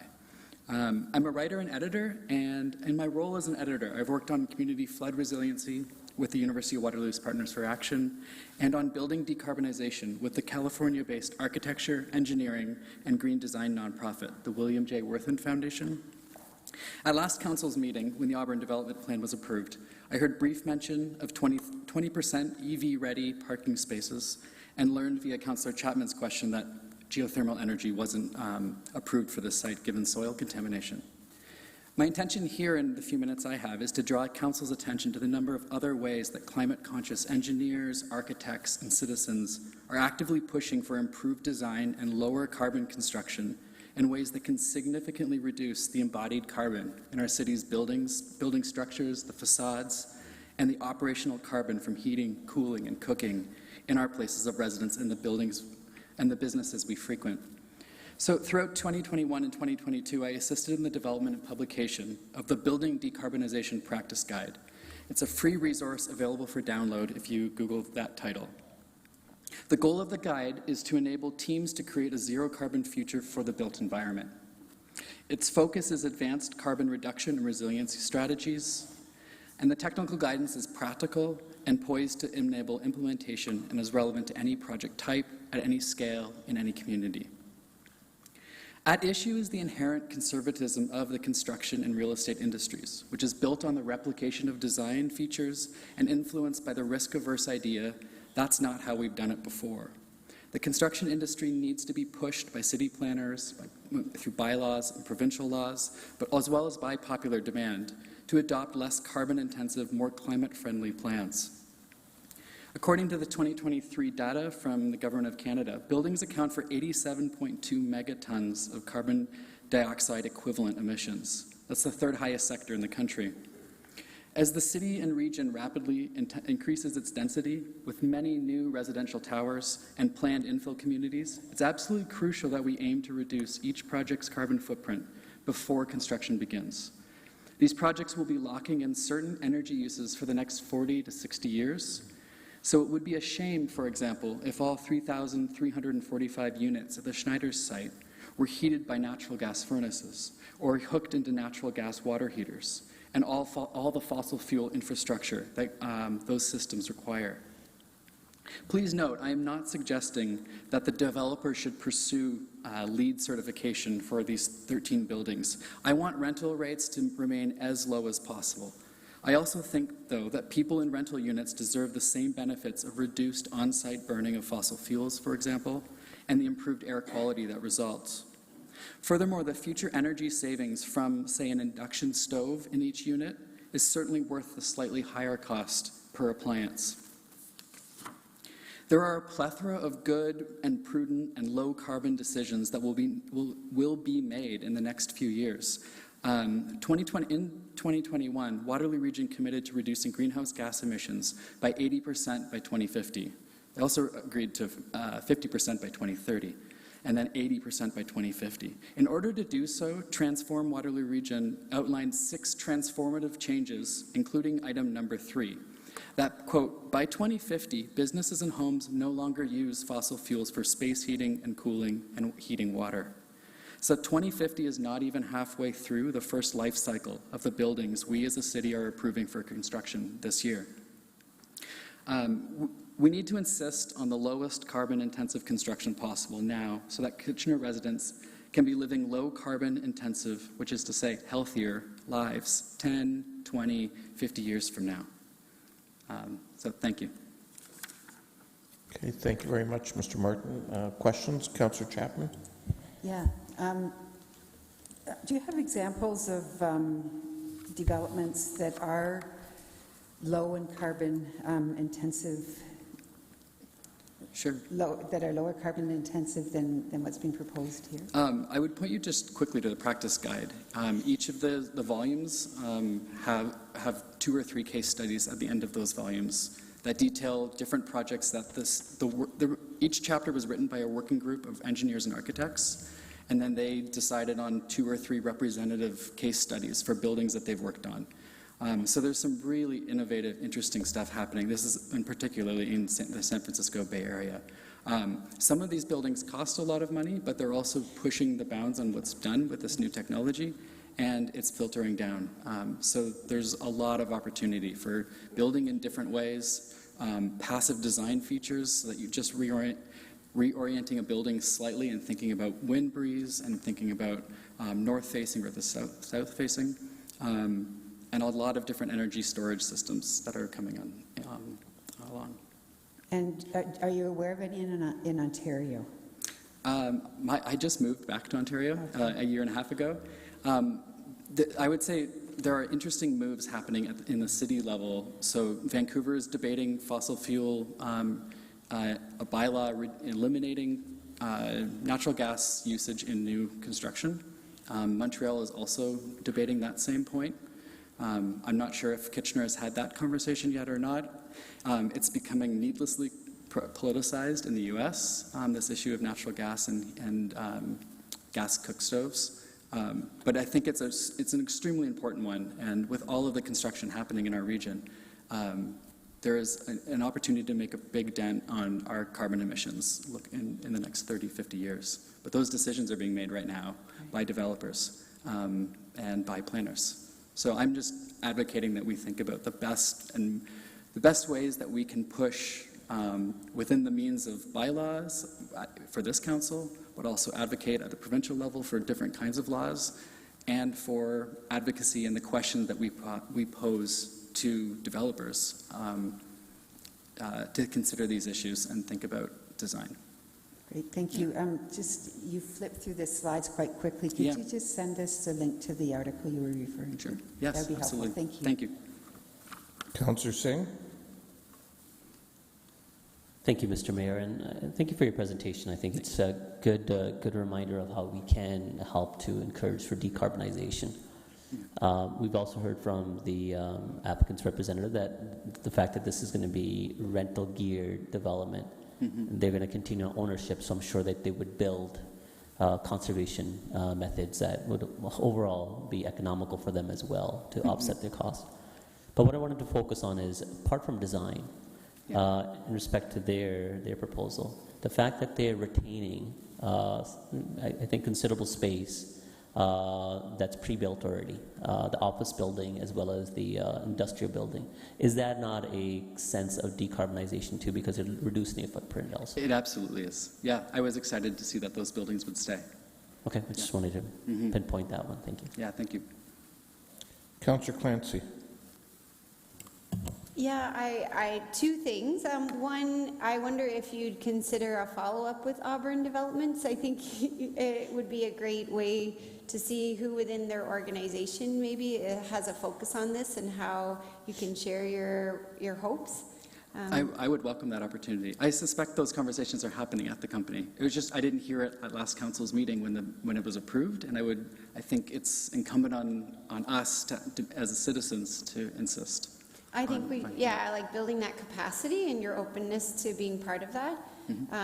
And then I'm not sure if you're aware, we are building our green development standards, right? That project is underway, and perhaps you can follow up with the council and we can find a way to make sure you're included in that work, because that's where, and that's more of a comment, sorry, where you can make sure these ideas are formalized into ongoing planning. I appreciate it. So I'd love it if you could maybe include I'll email you that, and we'll loop you in. Thank you.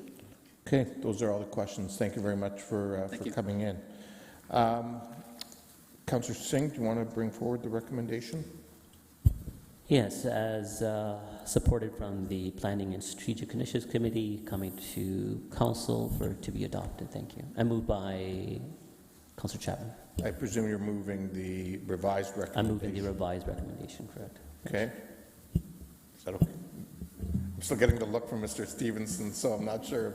I'm always the one that reads it into. So, Councillor Singh, confirming your recommendation includes that pursuant to Section 3417 of the Planning Act, as amended, further notice is not required given with respect to zoning bylaw ZBA 19005 CGS. That's exactly what I heard Councillor Singh say. Exactly. Thank you, Mr. Stevenson, for bringing that to our attention.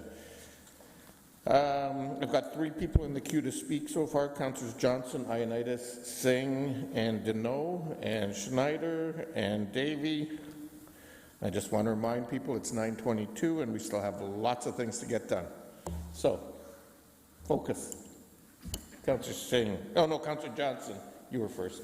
Thank you, Mayor Verbanovic. And I'll start by saying thank you so much to Mr. Pigeon and to the Auburn Group. This is really, it's so exciting. We thought last week that was pretty incredible.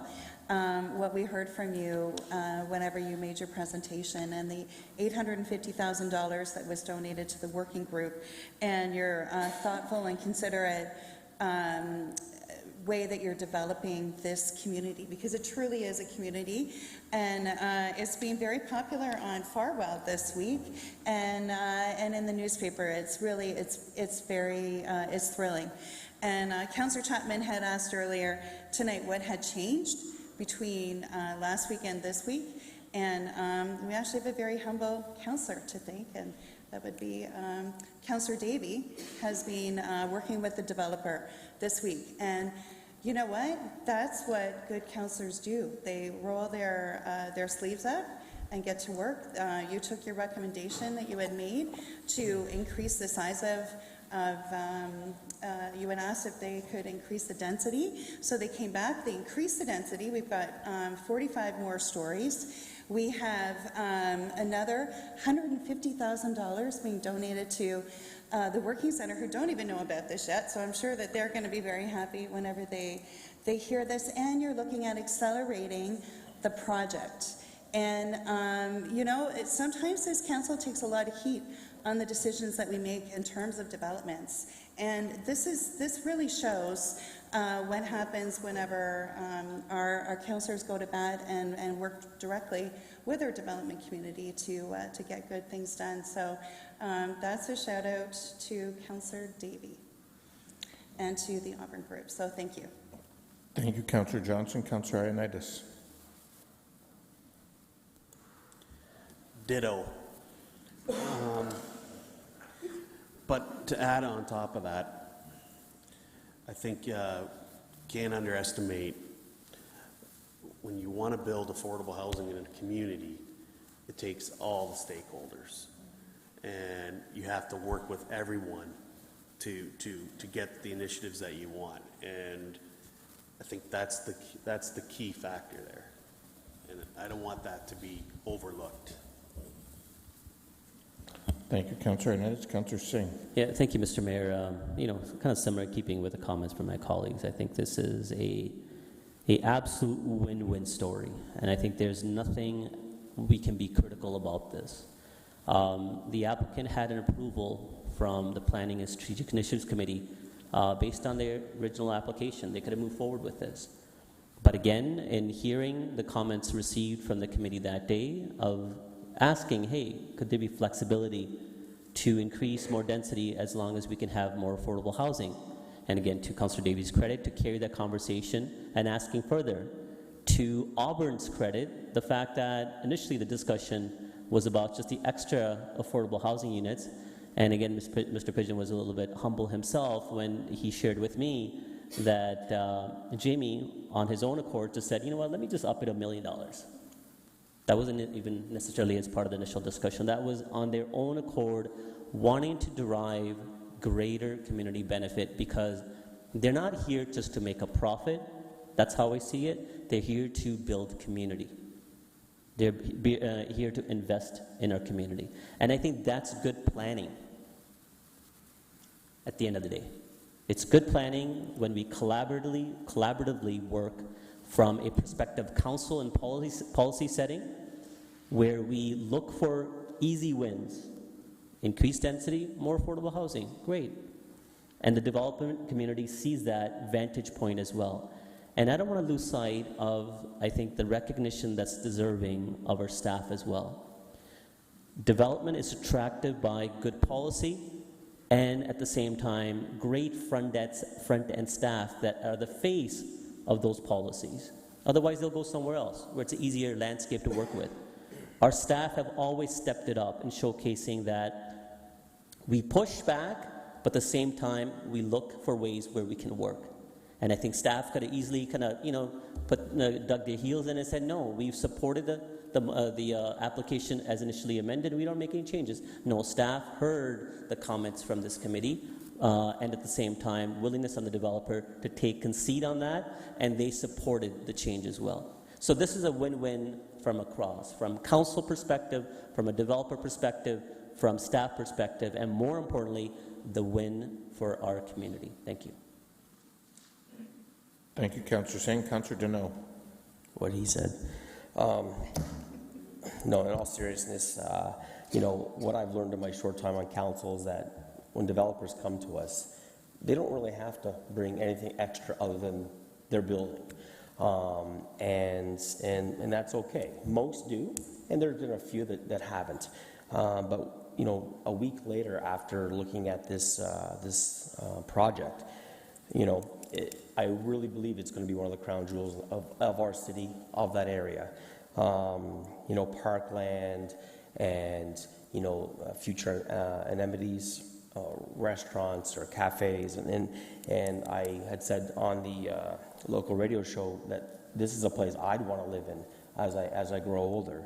And my wife indicated the same thing, because you're going to have mostly everything you need within a push the button, you're down in the elevator, and you're down on the bottom row. And so I want to thank the Alberta Group for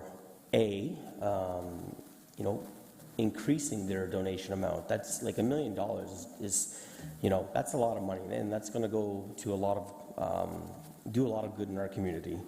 And so the only ask that I have is, are you going to put a pickleball court in around? If you have been at council tonight, there's a need for pickleball, and if the anticipation is there's going to be some older adults living in those buildings, I'm just throwing it out there. It might be a wise part of your development, or any other developers who want to bring projects to the city. So thanks again. It's a great project. Well, at 3,985 units, I think we might need 2 pickleball courts, actually. Councillor Schneider, you were next. Thank you, Mayor Brvanovic.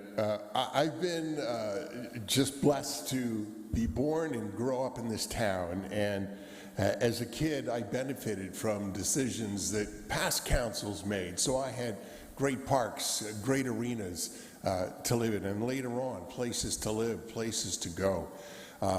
Part of what we do on council is not just make decisions for today, but we make decisions for 20 years from now. So I'm thinking of a kid who's 10 years old today. This is probably where they could be living, because this council made a great decision. I really want to thank Councillor Davey because, Mr. Kreitch and Auburn Developments, Mr. Pigeon brought a tremendous development to us. It was awesome as it was presented. But Councillor Davey asked the question, could you go a little higher and do a little more? And the answer was yes. And then Councillor Davey pursued that. So I really want to thank Jamie and Auburn Developments and Chris and our staff, because as it was said, boy, this was already great, and it takes work and passion on their part too. So just want to say a big thanks to all the extra effort, Councillor Davey for initiating this, for asking and for pursuing, and for getting so much. I mean, the affordable housing itself is, $1 million for the working group just warms my heart. And I think of Joe and Stephanie and how far that is going to go for their new development. So great work, everybody. Councillor Davey. Thank you to my council colleagues. You're embarrassing me, but I just wanted to start by saying again, thank you. Please pass on the thank you, Mr. Pigeon, to Jamie and Auburn. Like, first of all, for taking the call out seriously. Like, I think others maybe haven't. And you're right, the times today are very, very different than they once were in terms of the need for housing. And, you know, the reality is they didn't have to offer half of the things that they're offering here. Everyone knows the lay of the land when it comes to development these days. So it's very much somebody that's interested in the community and building quality homes and products that comes with such an important development, such an important location. When the Schneider site started off, when the building was torn down, I remember there was huge interest in the community. Please don't get this wrong. Please don't get this wrong. And I think we knocked it out of the park. And I'm really super proud of our council, and I'm glad staff has been acknowledged as well, because they've moved mountains in the last week to make sure that an amazing development is that much better. And honestly, at the end of it too, like we've been hearing several times in the media about municipalities and how they're responding to the housing crisis and what are they doing, and you know, they're dragging their feet and that sort of thing. And I think what we've done here in a week alone speaks volumes, and a lot more people are going to have a home as a result of it. So thank you. Thank you, Councillor Davey. Councillor Chapman. Yeah, thank you. So yes, I must say this is a great kind of little mini city within the city. An urban development that is like none other really in the city of Kitchener right now. I'm very pleased with the number of units that are proposed for this site. I'm also very pleased with the green spaces that are found throughout the site. I'm pleased with the modifications that the developer has made since the first iteration of this proposal. In particular, the modifications regarding the movement of traffic in and around the site, which I think will make a big difference for the surrounding neighborhood. And I'm very pleased that we have more attainable housing units. I don't want to bring any of that down. I just hope that as more developments are made in the city, that we can have affordable housing and not just attainable housing in these massive new developments. Because I think, you know, if we look at the model that we have in the Netherlands of the 40-40-20, 20% luxury apartments, 40% market value, and 40% deeply affordable, and I don't mean subsidized, but I mean deeply affordable. You know, a model of that sort can offset the cost to the developer, and a substantial profit can still be turned. So I'm hoping that if any developers are hearing me say this today, that we'll consider this in the future to try and ensure that we have not just attainable housing. I know that the money going to the working centre will be well received, and I really appreciate the fact that that money is being earmarked to the working centre, given that oftentimes we'll hear that there'll be a donation. It's vague. It's never really very clear what that partnership will be. So yes, thank you for the work that you've done on this, and I look forward to future developments in Ward 9 with Auburn. Thank you. I don't see anybody else in the queue, so I'll just make a few comments myself as well.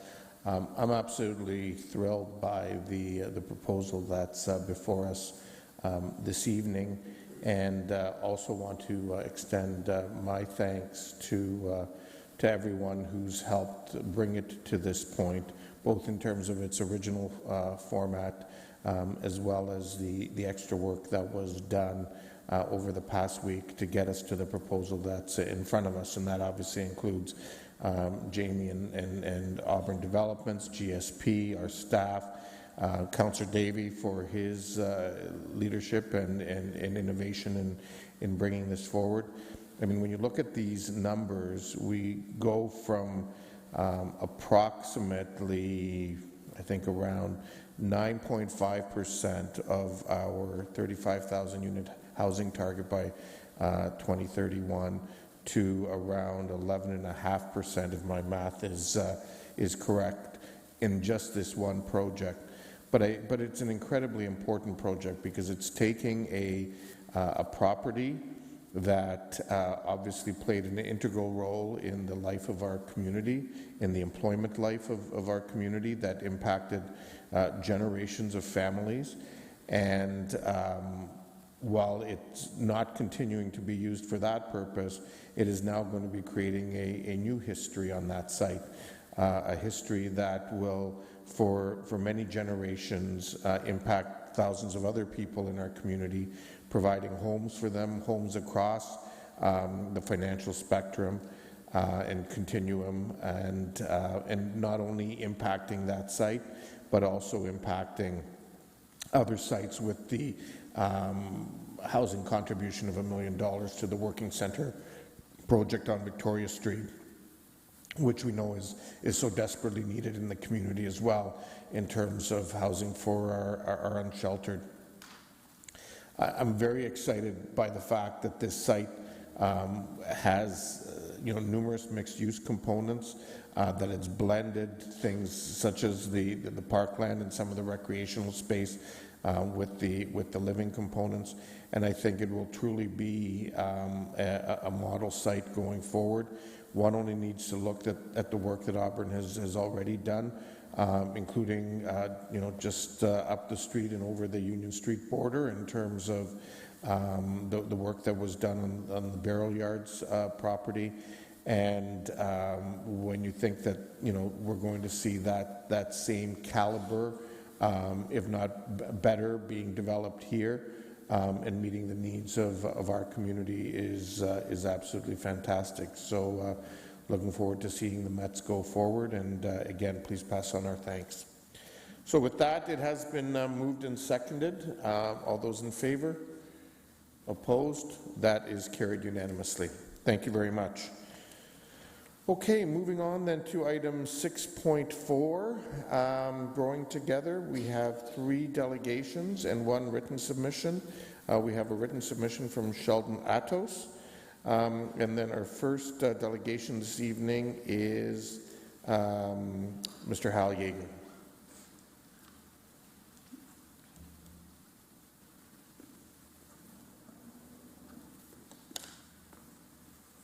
Welcome, Mr. Yeager. Thank you.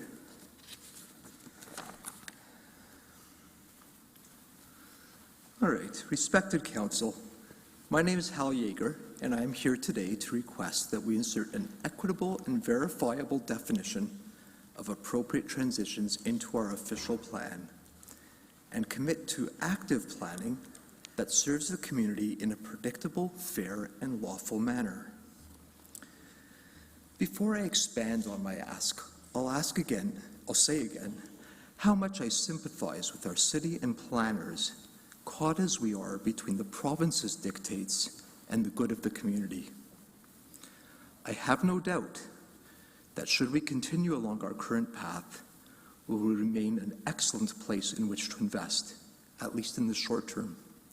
But I believe we will need to be proactive to ensure that we can also be a good place in which to live.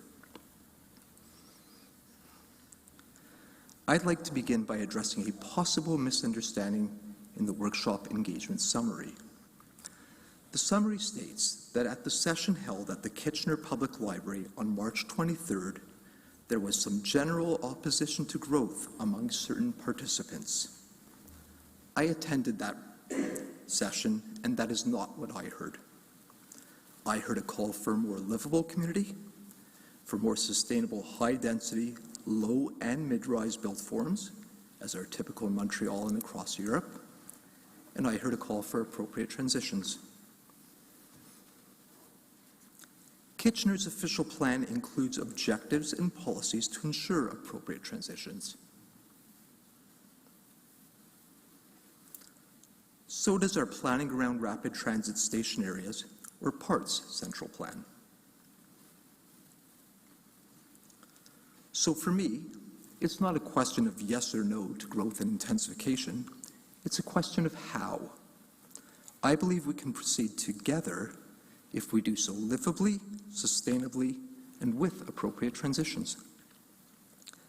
And I like to believe that a suitable definition of appropriate transitions can help us do so more harmoniously. I further believe that if we develop a verifiable definition, we can save a substantial amount of Council's time and city resources that are repeatedly allocated to addressing the public's concerns in addressing changes in land use planning. I'll continue with a concern about statements in the workshop assumption analysis that may be understood to support planning on the basis of extrapolating market patterns as opposed to regulating development for the common good. For example, about where to plan for growth, and about the form growth should take. I am concerned that one may conclude that we should expect and permit current trends to continue, that development is market-driven, and that if we permit the market to build the kinds of buildings they wish in their preferred locations, we can meet our assigned quota. I ask that we do not embrace a laissez-faire approach to planning. I ask that we take an active approach in designating and zoning our lands and common spaces in the public interest in a fair manner. I suggest that this include the traditional role of regulating both the location and built forms of development. As a closing note, I want to express my appreciation for the fine work conducted on the secondary plans to date under the leadership of Tina Malone-Wright, and my hope for continued good direction under Adam Clark's leadership. And I stand ready, should Kitchener so wish, to serve on a task force mandated to produce a detailed, equitable, verifiable, and legally defensible definition of appropriate transitions. Thank you. Thank you very much, Hal. Are there any questions? Councillor Chapman and then Councillor Deneau. Yeah, thank you for coming in and with your proposal here. Do you have what you would consider an acceptable definition of transitions? I certainly have some pieces of it. I don't think it's up to me alone by any stretch. I won't pretend that I have that kind of hubris, but I think I have a piece and some experience working on this. I've been calling for it for years of council, ever since we made the official plan, which required appropriate transitions. I've been begging you guys for a definition, and I'm here again to beg continuously. and I'll keep begging. Yeah, no, and that's fair. Have you shared your proposal, or what you would think would be an appropriate definition with staff? Again, I don't have a complete proposal, but I have definitely collaborated with staff over the years in secondary plans work. I've talked about various developments, but I don't feel that that's a productive way to do it, because that takes a lot of time and it takes a lot of attention to things, and there's a tight time frame now under the province too. We don't have time to go through that each and every time like this. Right. You poor councillors, I feel for your time. You guys sit around this horseshoe for hours hearing us coming at you with questions and comments and concerns. I have respect your time. I don't think we need to do this in this fashion. We can do it verifiably and satisfy a lot of the community concerns in one shot. So yes, I have brought some, and some of my concerns have been nicely addressed by Tina Malone-Wright through the secondary plan proposal, but it's still only a proposal. And if staff were willing to meet with you, would you be willing to meet with them to try and hash out it? Of course I would, and I expect that's going to continue to happen. I know that Adam Clark is going to be setting up meetings with the community, and I will avail myself of that opportunity for sure. But I do think that it'll take more than just the viewpoints of one resident who's feeling just the tail of the elephant, because it's an elephant, and I'm in my little spot in the community, and other people feel different parts and have different other needs. Right, okay, thank you. Next I have Councillor Deneau. Thank you, Mr. Mayor. Thank you for your presentation. I'm not going to lie, I'm a little confused. I'm not sure what we're referring to as appropriate transitions. Are you talking about buildings, roads, development? I have no idea. I'm just being honest with you. That's fine. That's fine. Welcome. This is a discussion that's been going on for a long time. And there's so many definitions for it, and I accept that. I'm specifically talking about to transition in built form, how it goes from one building to the next, and perhaps the one thereafter. How does that look? Are we talking about, as I showed in my slide deck, you know, little triangle. if that was up there, Yeah, how okay. does it go like that, or do we go directly up from one property to another? Okay, thank you. Okay, those appear to be all of the questions. Thank you very much, Mr. Yeager. Thank you, Council. Next up, we have Peggy Nichols.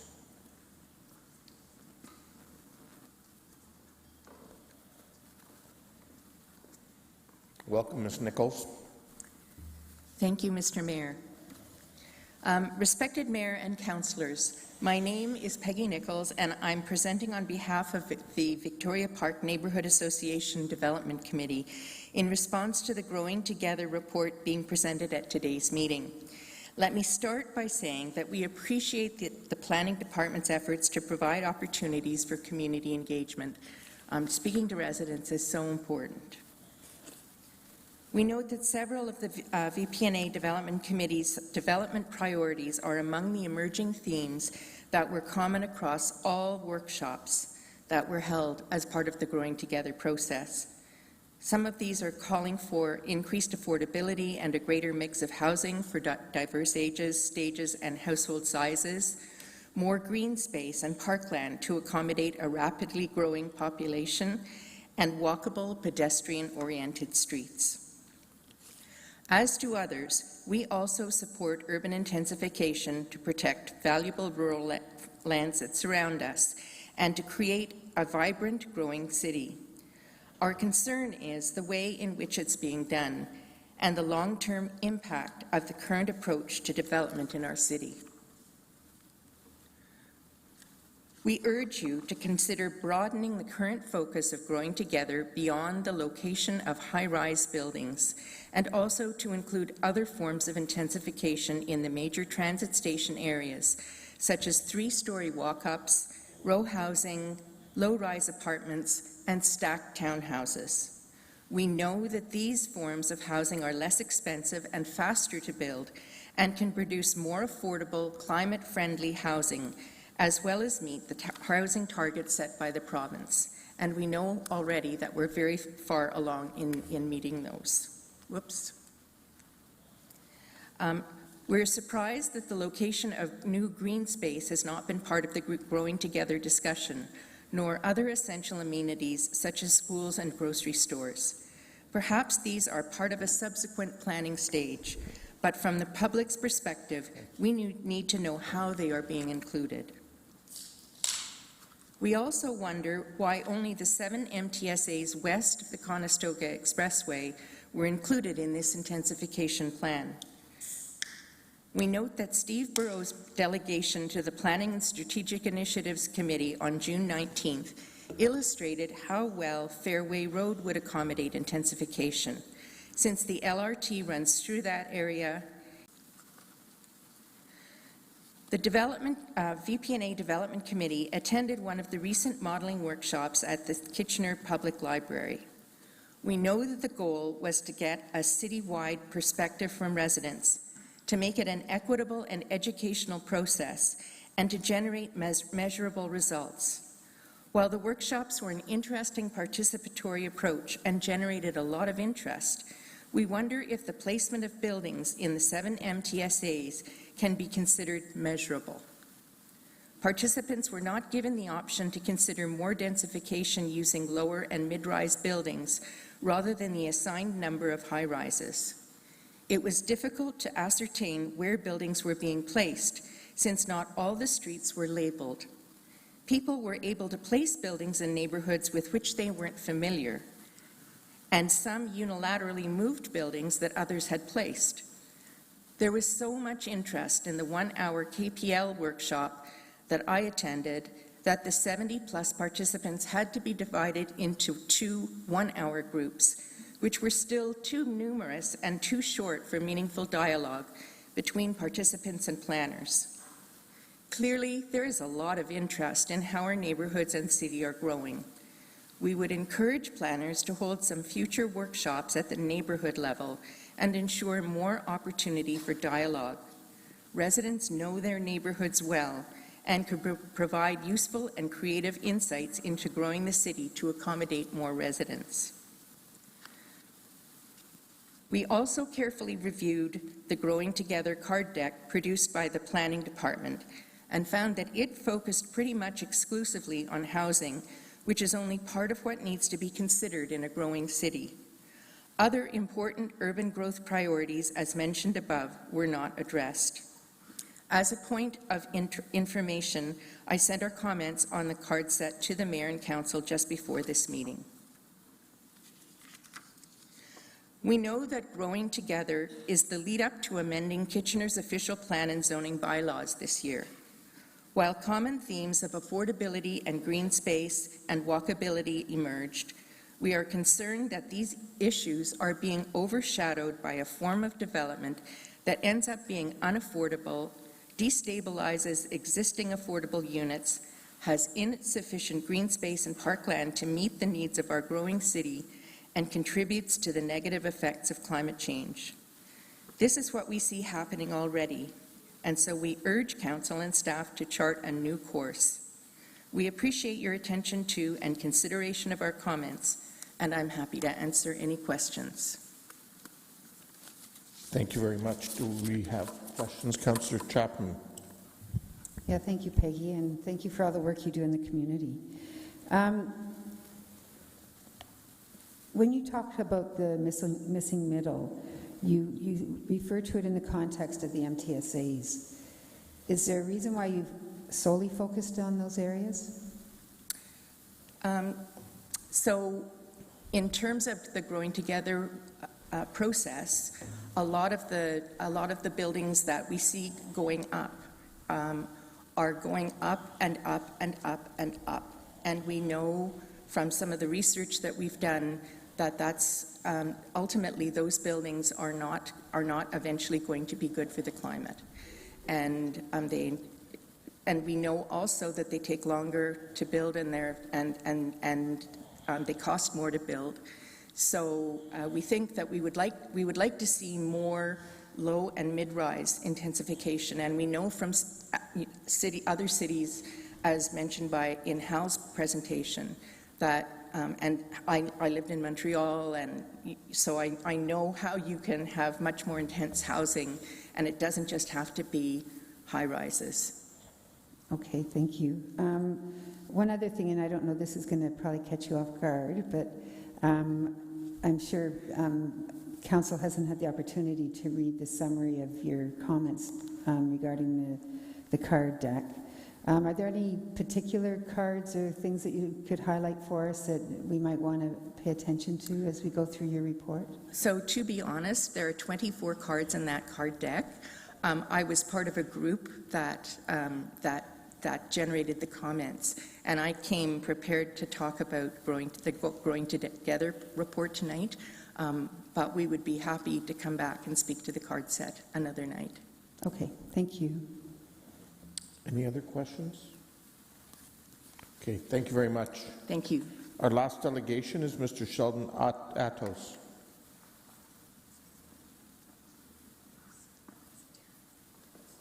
Welcome, Mr. Atos. Thank you, Mr. Mayor. Mr. Mayor and councillors, you have heard tonight, yet again, presentations from community members that indicate that they, and through their representation, many others, are concerned with the direction that the city has taken in developing downtown Kitchener. Pleas for appropriate transition in height have fallen on deaf ears. The development currently underway at 30 Francis Street will, at 44 stories, dwarf the 5-story historically significant tannery building located directly across from it on Charles Street. The recently approved development at 146 to 162 Victoria Street South and 92 to 110 Park Street will have 3 towers, 38, 36, and 25 stories, directly across Victoria Street from the Victoria Park Heritage District, where the tallest existing structures are 3 stories. The proposed development at 130 to 142 Victoria Street South will have 25 stories and, like the approved development next door to it, lies directly across Victoria Street from the Victoria Park Heritage District, where the tallest existing structures are 3 stories. The proposed development at 186 to 194 Victoria Street South and 97 to 101 Park Street will have 42 stories and is adjacent to the existing Victoria Park and Cherry Park neighborhoods, where the vast majority of structures in proximity are 3 stories. Requests for meaningful dialogue between city staff, developers, and the community have been unproductive. Neighborhood information meetings for all of the previously mentioned developments have been carefully structured, tightly controlled affairs that have allowed just enough time for the developer to present details of their respective development, but have rarely allowed time for questions from the public to be addressed. Meetings with city staff have been difficult to obtain. During recent sessions for Growing Together, a significant disparity was noted between the sessions held at the Kitchener Public Library and all other public sessions. At this point, I apologize to you. I did not have time to present a chart. It is included in the email that was circulated to all of you. And the gallery, I apologize to also. There is no chart to see. I will summarize the chart very, very briefly. There were 6 public sessions held, 1 at City Hall Rotunda, 1 at Kitchener Public Library, 1 at the Downtown Community Centre, 1 at Kitchener Market, 1 at Stanley Park Community Centre, and 1 at the Forest Park branch of Kitchener Public Library. All the sessions, except for the session at the Kitchener Public Library downtown, were at least 6 hours long. The session at the Kitchener Public Library was scheduled to be 2 hours and turned out to be 2 one-hour sessions. Meaningful dialogue between citizens and those conducting the sessions were virtually impossible at that particular session. Discussions with city staff via email regarding shadow criteria have only resulted in circular arguments referring us again and again to the shadow criteria mentioned in the Tall Buildings Guideline. It is acknowledged that those shadow criteria are, quote, impossible to not comply with, close quote. None of the developments built to date on Victoria Street South between King Street and Park Street have fulfilled their architectural promises of a pleasant, green streetscape with amenities for the public. Neither have they provided any additional green space in the parkland-starved downtown core. Much of the sidewalk-level retail space in these developments stands unoccupied several years after becoming available. The following is a quote from a well-respected local architect. I quote, "I'm concerned that these towers are never going to give us equitable and reasonable places for people to settle, raise families, and create the sort of urban life that makes a major transit station area into a neighborhood with the mix of services and amenities needed for success. Have we invested $1 billion in ION so that we can build a landscape of investment rather than one of community?" Closed quote. As may be apparent, my comments have been limited to developments near Victoria Park, since that's the area I know best and that will affect me the most. But I see a similar trend across the city with developments being proposed and being built with the same disregard for local neighborhoods and similar negative impacts as noted by the local architect. Mr. Ottis, if I can ask you to start wrapping up as you're over time already. I have one more sentence, Your Honor. Thank you, sir. To conclude, if you, the City of Kitchener, wish to be recognized as the builder of vibrant neighborhoods and active communities, I implore you to start honestly engaging with your citizens. Thank you. Thank you very much, Mr. Atos. Questions? Councillor Chapman. Yeah, thank you for coming in. I've tried to write down the different points that you've brought up here, everything from transition, public engagement, shadows. Well, public engagement is actually a separate topic, but shadows, height, green spaces, equity, community. And I just wondered how, in your mind, all of this can be balanced with the housing need.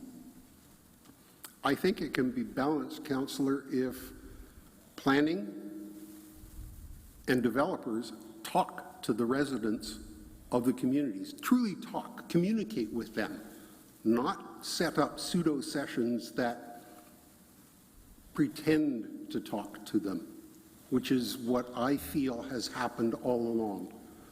I don't feel that there has been any true dialogue in any of the sessions that I've attended for any of the developments that are proposed or have been approved already. Outside developers have no sense of what Kitchener feels like. I've only lived here for 7 years. I know what Kitchener feels like, and it feels a hell of a lot different now than it did 7 years ago. I think that's the point that I'm trying to make. Okay, thank you very much. Any other questions? Councillor Schneider and then Councillor Clancy. Thank you. I just wanted to touch on your comment about what Kitchener feels like. Yep. And just, you know, would you agree that maybe your opinion of what Kitchener should feel like and maybe 2 or 3 others might not be the same? I suggest to you, Councillor, that it's more than 2 or 3 others. No, I'm saying there'd be differing opinions of what There may be other different opinions. There are many, many individuals who, like me, think the way that I do but are not prepared to stand up in front of council and express themselves. I'm representing those people who don't speak. Okay, thank you. Councillor Clancy. I just wanted to see, this is a bit by surprise, but I wasn't sure if there was an update about green space in the downtown. I know there are steps that we have and like plans in the works, but I just wasn't sure if there isn't an update prepared, I know I'm catching you off guard, but just curious if there's any update about that work. Ms. McGoldrick. So through the mayor to Councillor Clancy, I don't have any update available for you tonight. I can certainly go back to get a status update from staff.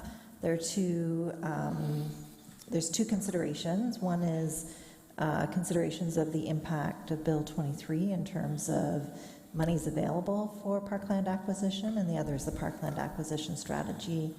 And they're happening in tandem because one feeds into the other, and so we're still waiting on information related to Bill 23.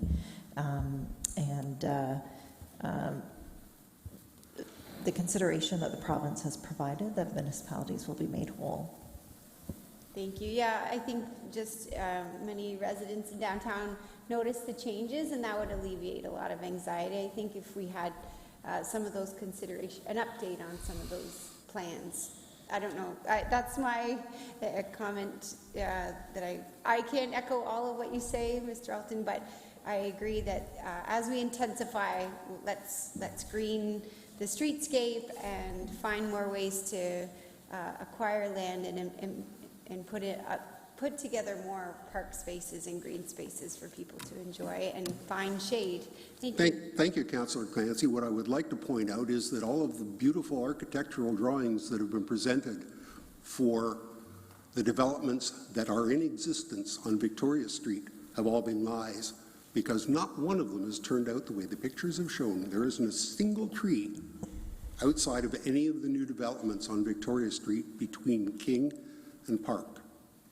Yeah, and I hope that's something we can work on going forward to make sure we have that tree lines so that we can appreciate some shade and not have the heat island effect that I think is worrisome. Thank you. Okay, Councillor Deneau. Thank you, Mr. Mayor. Thank you for your presentation.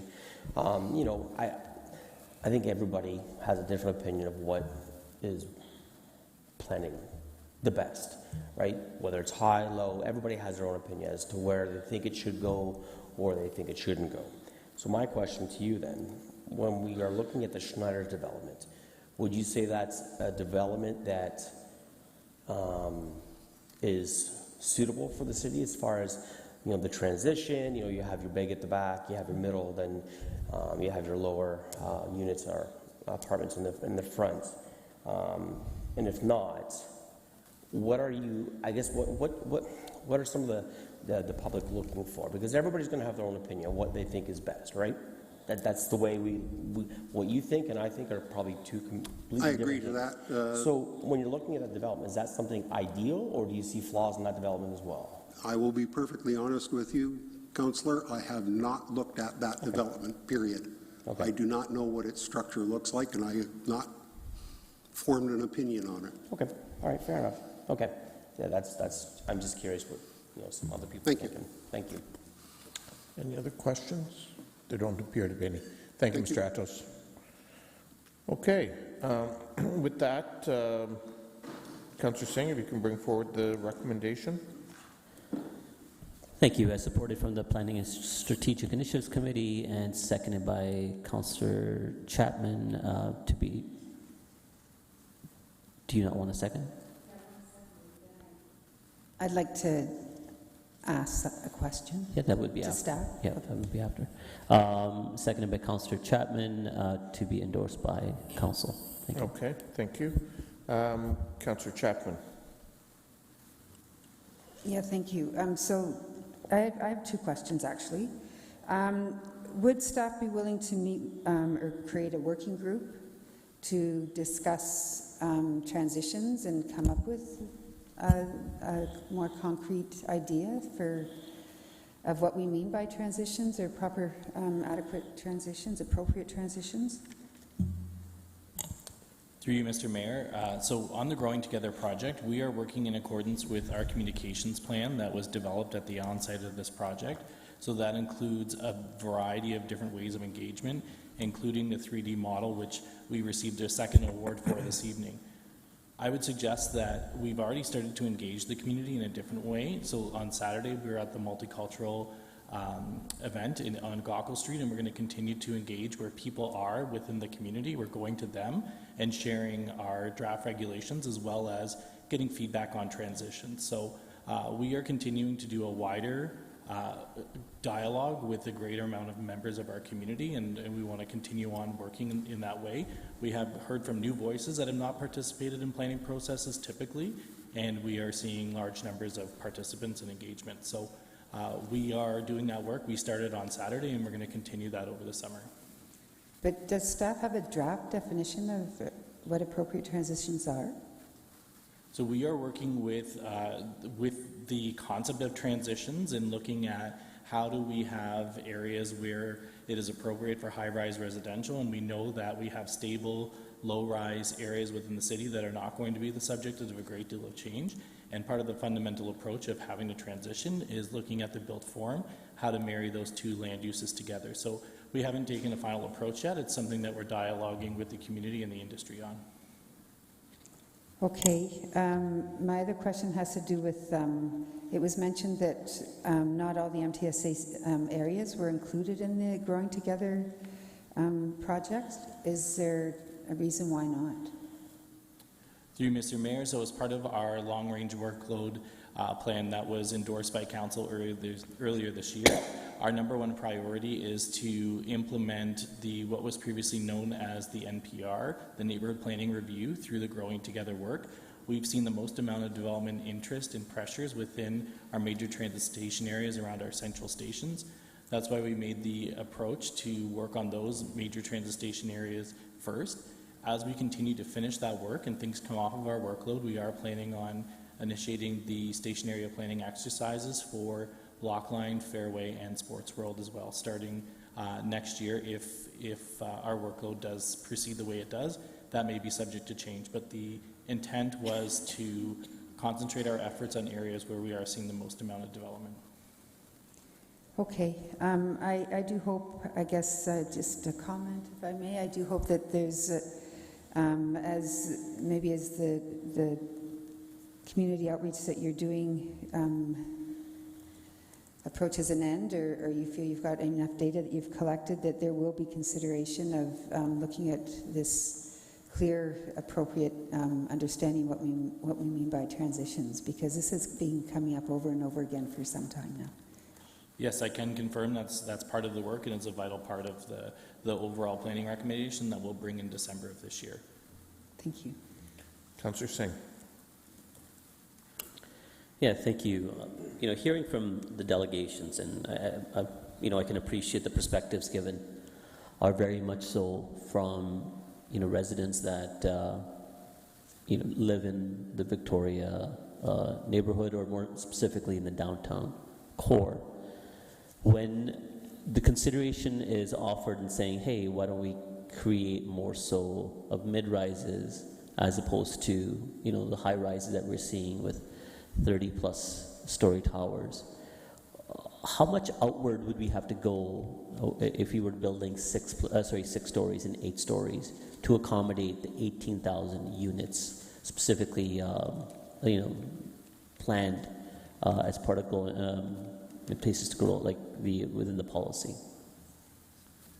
Through you, Mr. Mayor. So we haven't definitively mapped that, because we are taking an approach, and with the built form 3D printed pieces that we use as part of our engagement, we feel that they are realistic of the development applications that we have received, that we continue to receive, and that we anticipate in the future. So that was a representative sample of our development applications. We know, and we've been hearing from communities within our central neighborhoods, that there has been a lot of change in the last little while, and that is not that is factual, that is true, and there has been a lot of change. We also are planning for the change, and we knew that was going to come with the implementation of ION Rapid Transit. So, we don't think it's realistic to say or to expect 3 to 8 stories. We know that we are going to have some tower proposals, and we're also going to have some small infill as well that are going to contribute to that overall growth within our MTSAs. We are also in council, council endorsed staff to, as part of the Missing Middle and Affordable Housing Study, to bring missing middle recommendations for MTSAs, the 7 central MTSAs, and we're hoping to bring that work as part of Growing Together in December of this year. So you will see permissions for a full range of different housing types. And I think you touched on a good point in your later answer, in all types of housing stock. And it's appropriate that we need to see, I'm assuming, the smaller units, the 1 to 2 bedrooms. Is there, and that's where we're seeing demand within our core, as opposed to, the 3 bedroom or larger units or detached homes that are being built on the peripheral of our city. Through Mr. Mayor, so we're looking at the demand, and consumer desires continue to change. So we know that we saw a lot of purpose-built 1 and 2 bedroom, mostly 1 bedroom condominium units, because 10 years ago that particular housing type was not available within our downtown, our MTSA, and we had largely ground-oriented housing because we had not seen a lot of rapid change within downtown. As we continue to see new types of development, we see a greater interest in all family sizes of all types moving and wanting to live within the downtown. So that's why it's important that we take a balanced approach with Growing Together. You will see permissions for ground-oriented housing, which are the units where we typically see multiple bedrooms. And then the work will also show locations where there can be tall towers that will contribute to the full housing continuum within the MTSA. I'll just ask you with one last question. We are very much guided by the province when it comes to planning matters and how growth happens within the cities. What is the direction that we're receiving, in general direction that we're receiving from the province of how rapidly we need to develop and build? I'll leave that. Thank you. Thank you, Councillor Singh. Councillor Ioannidis. That was a question. Question, okay, sorry. Go ahead. I thought I was going to get off easy. Trying to move things along. The direction from the province, and we're seeing this even with the draft planning statement, that the notion of a downtown is less important and less significant, and the province is directing growth towards MTSAs. The federal, provincial, regional, and city governments contributed to a significant investment in ION, and that's why we're seeing the governments of various levels directing growth where there has already been investment by different various levels of government. So MTSA's provincial direction, that's where the growth should occur.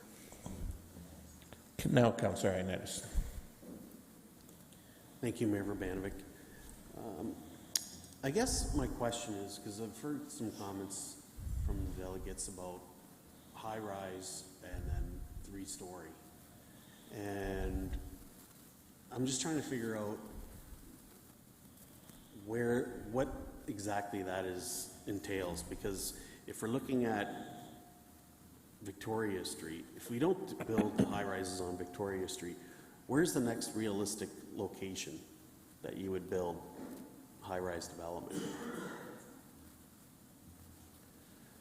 So through you, Mr. Mayor, so certainly there are opportunities within the central MTSA. So Victoria Street is one location.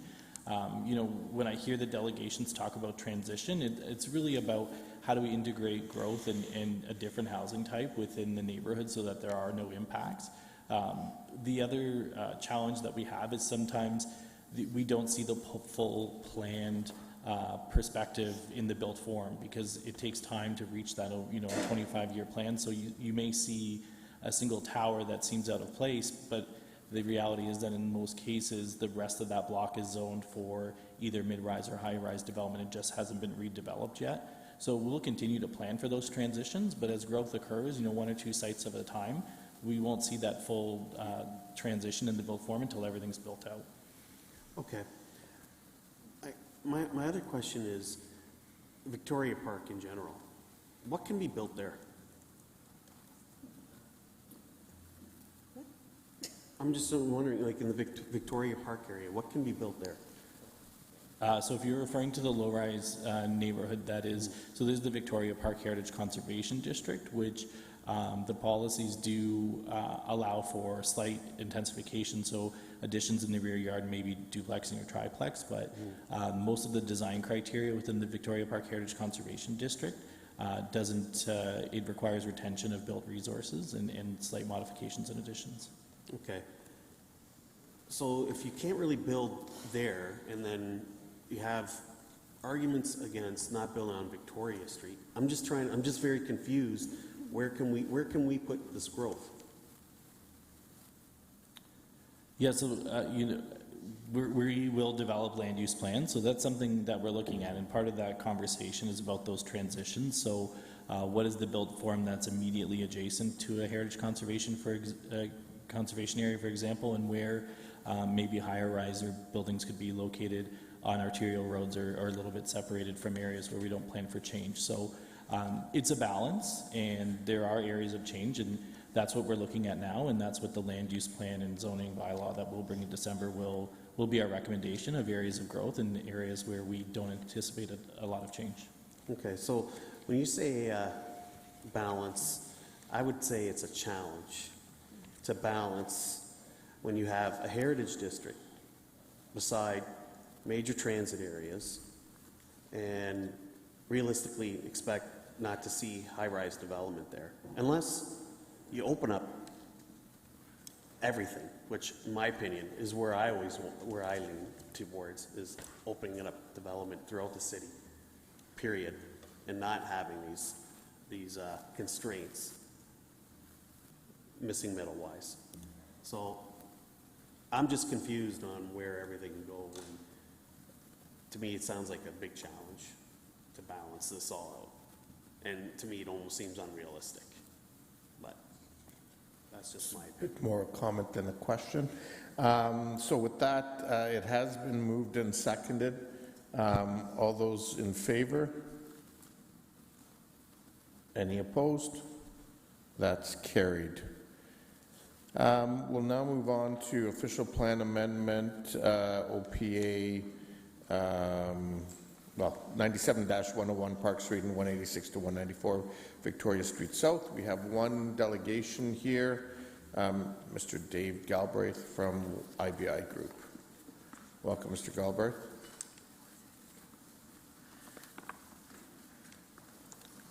All right. Go ahead, sir. Good evening, Mayor, members of Council. My name is Dave Galbraith, and I'm Manager of Planning with Arcadis IBI Group. I don't have a presentation tonight, but I do have a bit of an update following the PSIC meeting on June 5th, where numerous committee members and members of the public asked if affordable housing could be integrated into the development. As a result of some discussions with city staff and the client, the owner has proposed an alternate OPA and zoning bylaw to consider, which would add 30 affordable housing units at 80% market rate for a period of 25 years. And in order to facilitate this change, slightly revised official plan amendments and zoning bylaw amendments are being proposed to increase the FSR of the project to 8.5. It was previously 7.7. So that represents a 0.8 FSR increase, and to decrease the required residential parking rate to 0.6, where it was previously 0.7.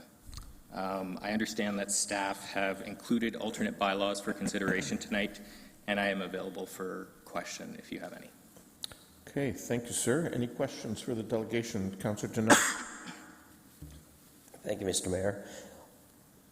When I was reading this earlier, I'm just a bit puzzled by the reduced parking space, and then the sentence that says essentially the affordable housing units would not have a parking space. Am I reading that correct? That wording is not from me. That might have been in the bylaw.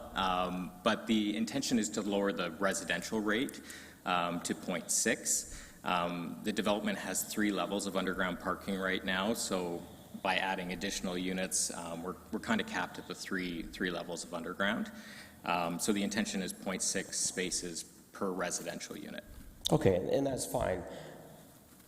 When I look at that sentence, I don't like that sentence, because that's basically kind of singling out those people who are in the affordable housing units, implying maybe they don't have cars. And so you're saying that's not your wording. So can we not have that? I saw it. I can't undo it now. To me, that's it's very, I don't want to say insulting, but it's definitely not in good taste is how I read it. And I'm sure I'm not the only one, if you were to read that, would think it's in poor language or poor wording. So yeah, that's my question. You answered the question, thank you. Then I added my comments, so that's all. Thank you. Okay, thank you. Do you have a question? No, I just have a point of clarification, sort of. Okay, go ahead, Councillor Davey. Yeah, sorry, Councillor, no, I totally get where you're coming from. I just wanted to be clear. I think the intention, sorry, I thought staff might have jumped in, and correct me if I'm wrong, but the intention is really they're adding more units and they're not able, they don't want to add more parking as a result. So they're just saying that. And I'm fine with that. Okay. It was just that specific sentence. Yeah. Can you turn your mic on? Yep. Sorry, yeah, and I understand that. Yeah, it's okay. Yeah, because and again, I guess I defend them just in the sense that if we're asking them to add affordable housing, there's a significant cost with adding parking as well. So I just wanted to be clear. The reason the absolute parking rate is dropping is because they're for the new units they're building. Correct me if I'm wrong, but the new units they're building, they're not going to be adding commensurate parking. So that's all. Thank you. Okay. Before I take comments, since both Councillor Singh and Councillor Chapman have conflicts, Councillor Davey, do you want to move that, and Councillor Johnson second it? It's the other two chairs. Okay, thank you. So it's been moved and seconded. Comments? Councillor Clancy, then Councillor Ioannidis. Yeah, I'm just grateful to see affordable housing units coming on board today is a wonderful thing. I think this is music to the ears of the people of Kitchener, as I think we've all heard an outcry and a need for this gap to be filled that's accumulated over decades. So I appreciate this from you today and from our previous builder, that these projects are starting to weave this into the plans. I thank you for that consideration, and I'll be happy to support this project. Okay, thank you, Councillor Ioannidis. Thank you, Mayor Urbanovic.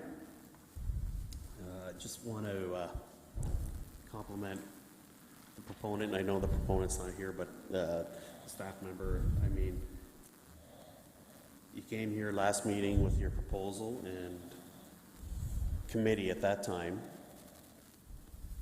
encouraged you to do better, and you actually did come back and do better, and which to me is again a big win for our community, but also I think it says a lot to the organization that you're working for, that you want to build a better community, and you listen to and you want to work and collaborate with us. But I also want to thank our staff, because I know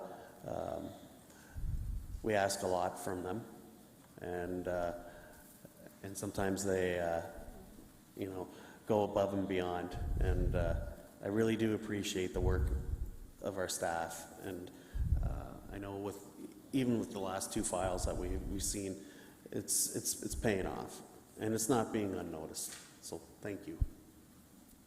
Councillor Schneider. Just quickly, thanks as well, and we thanked Councillor Davey earlier. I want to thank Councillor Ioannidis, who approached staff after the planning meeting and asked if the developer could be approached to do a little more. And staff, thank you for having those discussions, and thank you for working together and providing affordable housing for us. It's deeply appreciated. Okay. Any other comments? Not. All those in favor? Opposed? With the two noted conflicts, that's carried. Thank you. Okay, so we now are done with all of our delegations. I don't see anybody. Did I miss Mr. Litt, or? Sorry?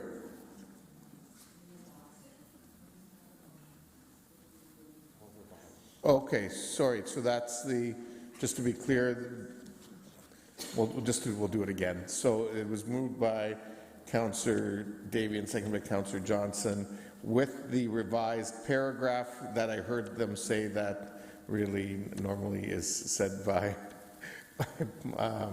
planning, with the revised motion. Let's do that again so there's clarity. Those in favor? Opposed? With the two noted conflicts, that's carried. Thank you. Okay, we're now moving on to reports of committees. We're not going to be done by 11, but I don't think we should be too much longer beyond that.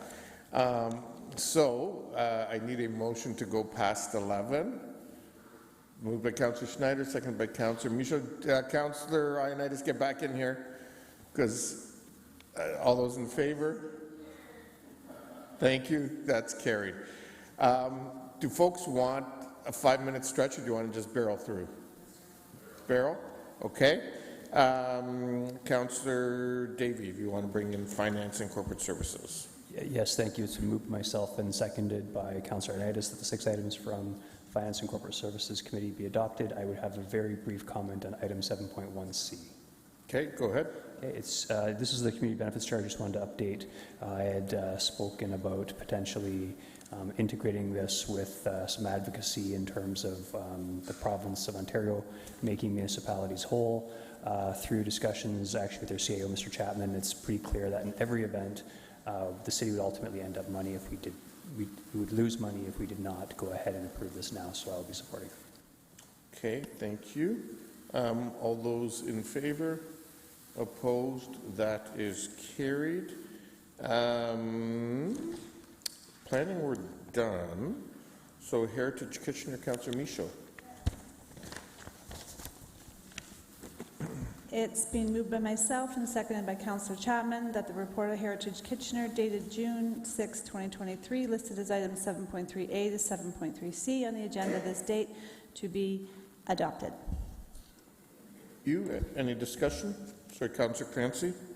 Yeah, there was some feedback from residents about 97 Victoria Street, just about including the history of the building in some of the, I don't know how heritage stuff works, to be honest. Sorry about that. But is there a way to incorporate the history of what the building was used for? There was a newspaper print operation in that site, and a resident asked if that could be recognized in some of the honoring of the building's history. And I don't know how that is realized, but maybe you could... That was the chair of the Heritage Committee. We could probably have that conversation at Heritage. I don't know if we need to adopt it into Take this that one. outside. Okay, thank you. Thank you. So it has been moved. Did you give a seconder? Oh, okay. Good. Thank you. All those in favor? Opposed? That's carried. Moving on to Community Infrastructure Services, Councillor Johnson. Yes, it's been moved by myself and seconded by Councillor Dave Schneider that the report of the Community and Infrastructure Services Committee dated June 19, 2023, listed as item 7.4.a on the agenda this date be adopted. Sorry, Councillor Chapman. Yeah, I'd like to make an amendment to the report CSD 223-125 as appears here. So I've worked with staff to include the leisure access fee and the support worker program to neighborhood associations that are doing programming outside of community centers. So it would include those that do programs in churches, schools, and other neighboring facilities. But as long as they're part of ActiveNet. As long as they're going through ActiveNet. Okay. And do you have a seconder for that, Councillor Chapman? Councillor Clancy, thank you. Councillor Davey. Yeah, thank you. Sorry, can I just be reminded what the annual impact of this is? Through you, Mayor Urbanovic, the impact total is about $30,000 for each, for a total of $60,000. With the additional amendment, we anticipate that it will be minimal and we'll be able to cover it within the existing budget. Okay, thank you. Okay.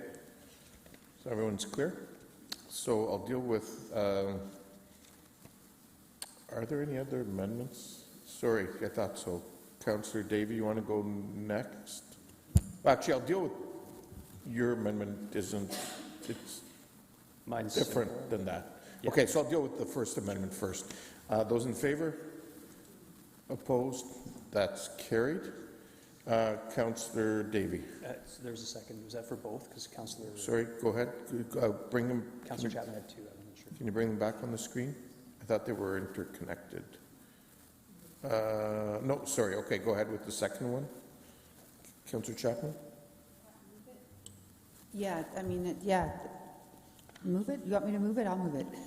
Clause 3, to include support worker program funding for neighborhood associations throughout the city, regardless of where the event is being held. Okay, is there a seconder? Councillor Singh, thank you. Any staff have reviewed this? Yep, you're okay with it? Okay, thank you. Any discussion? All those in favor? Opposed? That's carried. Councillor Davey, your amendments. Yeah, they're very simple, so you can just give me a read. So I believe it was Councillor Clancy. Was it Councillor Clancy at the earlier meeting wanted staff to explore earlier morning access to our facilities. I also actually had a last minute request to ask that we explore evenings as well, because apparently those are the golden hours for people with young children. So thank you. Okay. Is there a seconder for Councillor Schneider? And that's for the whole amendment there. Any discussion? All those in favor? Opposed? That is carried as well. So I will now take that whole motion as amended. All those in favor? Opposed? That's carried. And I do want to thank staff for all of the work that went into this. We have a long legacy of a very strong system of neighborhood associations and community centers. and it's one that needed to be modernized and updated, and I think this will now take us into the next stage of our journey with our community partners. So thank you to staff for all the work done on this.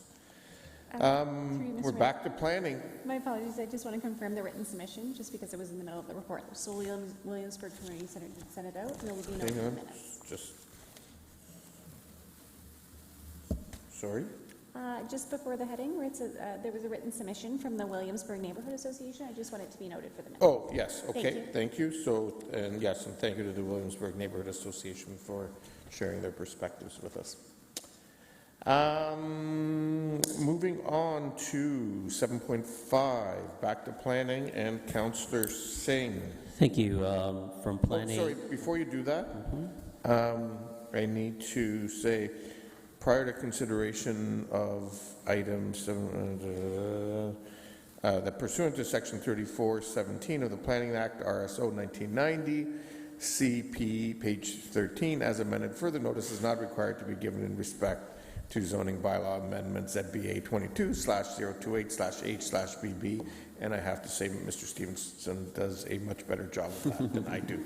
So with that, back to you, Councillor Singh. Yeah, with that, from Planning and Strategic Initiatives Committee from June 19th, all the items arising from 7.5A to 7.5H as approved and to be endorsed by Council.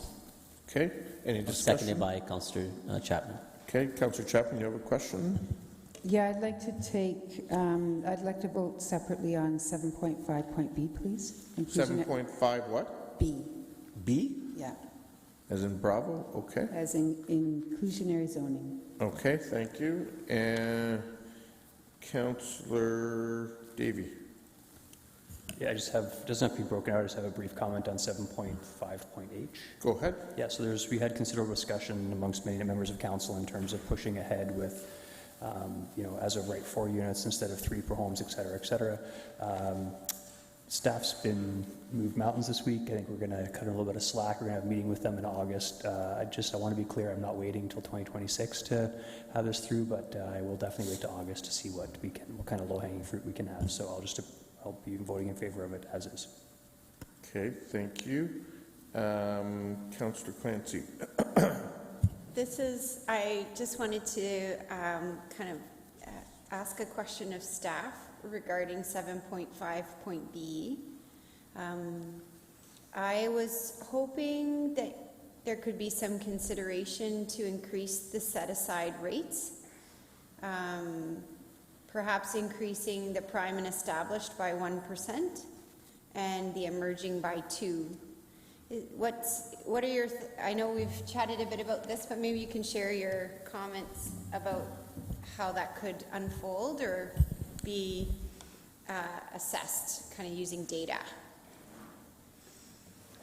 So through the mayor, over the last week we have heard comments from council and some community members to express a strong desire to see a higher set-aside rate with the goal to achieve more affordable housing units through this tool, inclusionary zoning. We understand also from City of Waterloo staff that they are hearing similar comments. So staff can commit to undertaking additional analysis and consultation that considers higher set-aside rates prior to bringing forward an official plan and zoning bylaw amendments for inclusionary zoning later this year. That approach we feel would be appropriate for continued coordination amongst all the partner municipalities. Thank you. Yeah, this is important to me, but I want to make sure it's coordinated with all the work you're doing and that you have time to kind of look deeper into it to see about how we can push the needle without stalling development.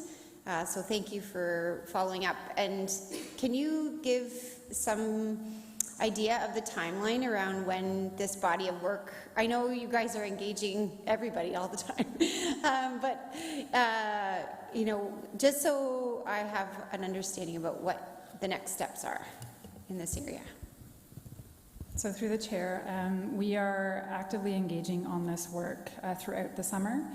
Our goal at this time is to bring forward amending bylaws and official plan policies to enable an inclusionary zoning framework together with the Growing Together work later this year. Okay, so fall. Correct. Okay, thank you for looking into this. Thank you, Councillor Singh. Yeah, can I make a comment? No one else On questions this on item? this? Yeah, go ahead. Yeah, no, thank you. No, it's fine. It's Councillor Clancy is asking, could we have a greater inclusionary zone? But I think we have to be very conscious that it's not us alone. This is a regional body of work.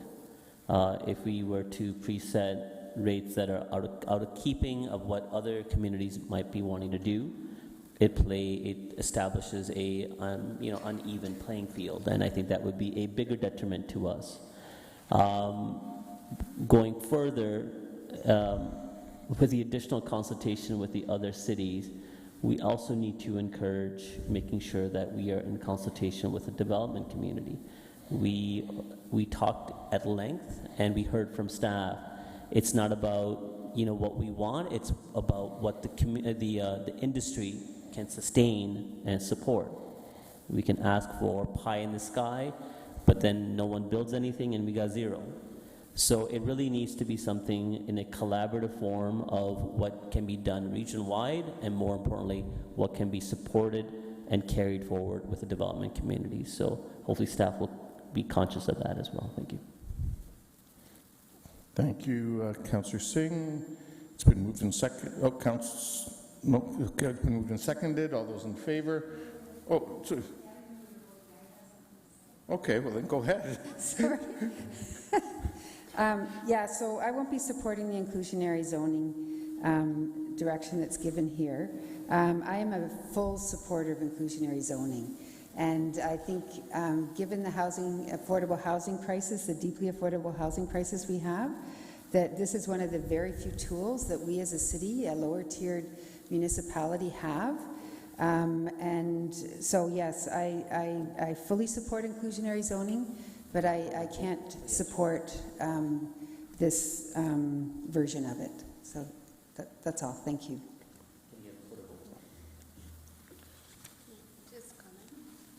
Sorry, on that, go ahead, Councillor Clancy. Well, from what I understand of staff, this is kind of a draft. I agree there's work to be done, and so I would encourage that you provide suggestions. I think staff are looking for feedback, and that the vote to make it official will be later on in the year. So I agree. As one of our tools in our toolbox, I think we could look into things further to make it bold. We always say be bold, right? So I hear you. You don't want to stick things down, but we're in a crisis and people are living on couches. So, I think we also have to find all the things, right? We have to find the middle, right? It's a balance of. Point of personal privilege. Well, okay. Oh, I didn't mean to. No, and put it that way. I know. I don't think you're purposely trying to target me. I think you were trying to be reflective of what I said, but the fact that you referenced it, I think it's appropriate for me to answer back. I'm not arguing against anything that you're saying.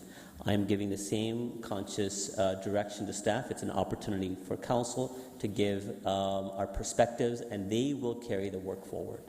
But I think we're all moving in the same direction, though. Thank you. Okay, so 7.5.B has been asked to be dealt with separately, and a recorded vote has been called. We're going to do it the old-fashioned way. Stand up. All those in favor? Those opposed? 2 opposed. That is carried.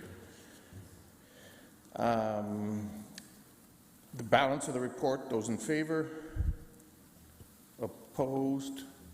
That's carried.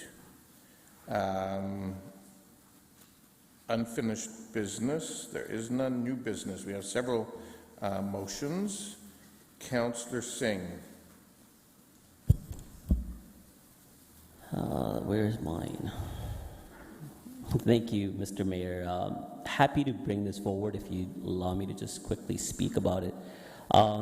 This started off with just a brief conversation with our IT department, and just randomly asked, what do we do with our devices, specifically our laptops and desktops, for interest of the for council. Our desktops are aged out after 5 years. Our laptops are aged out after 4 years. And I was very surprised on that timeline. But again, as the technology changes and ensuring that our staff have up-to-date resources, I think that's not necessarily a criticism of that policy. What surprised me was that we typically,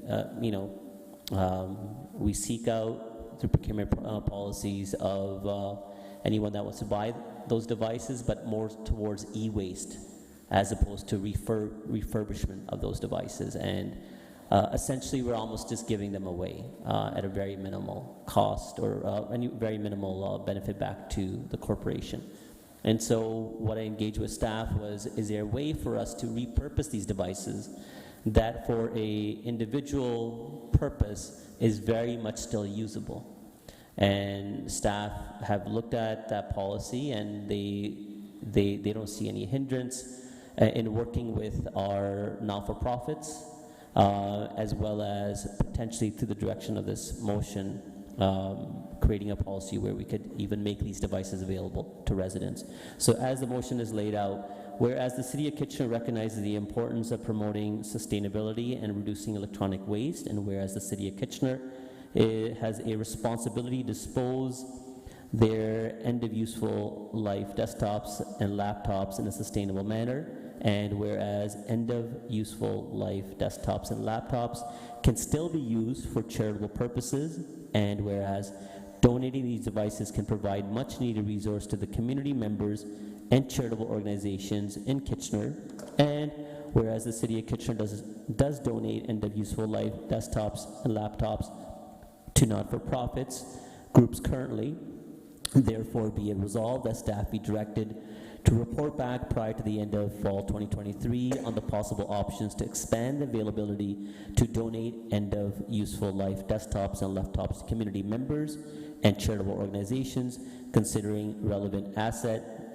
disposal procedures, software licensing, considerations, and distribution of these assets to provide maximum community benefits and promote sustainability. Just to quickly reference, there's one of the whereases where it says that City of Kitchener does currently donate. Although the procurement policy does allow it, it hasn't been really happening.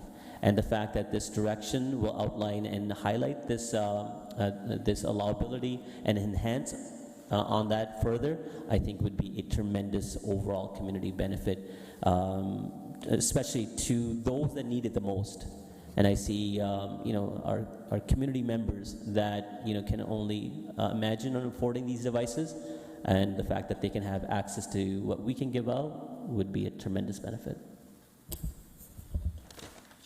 Thank you, Councillor Singh. And sorry, who's seconding that for you? Councillor Johnson, thank you. Any discussion? All those in favor? Opposed? That is carried. Councillor Schneider, micromobility program. Thank you.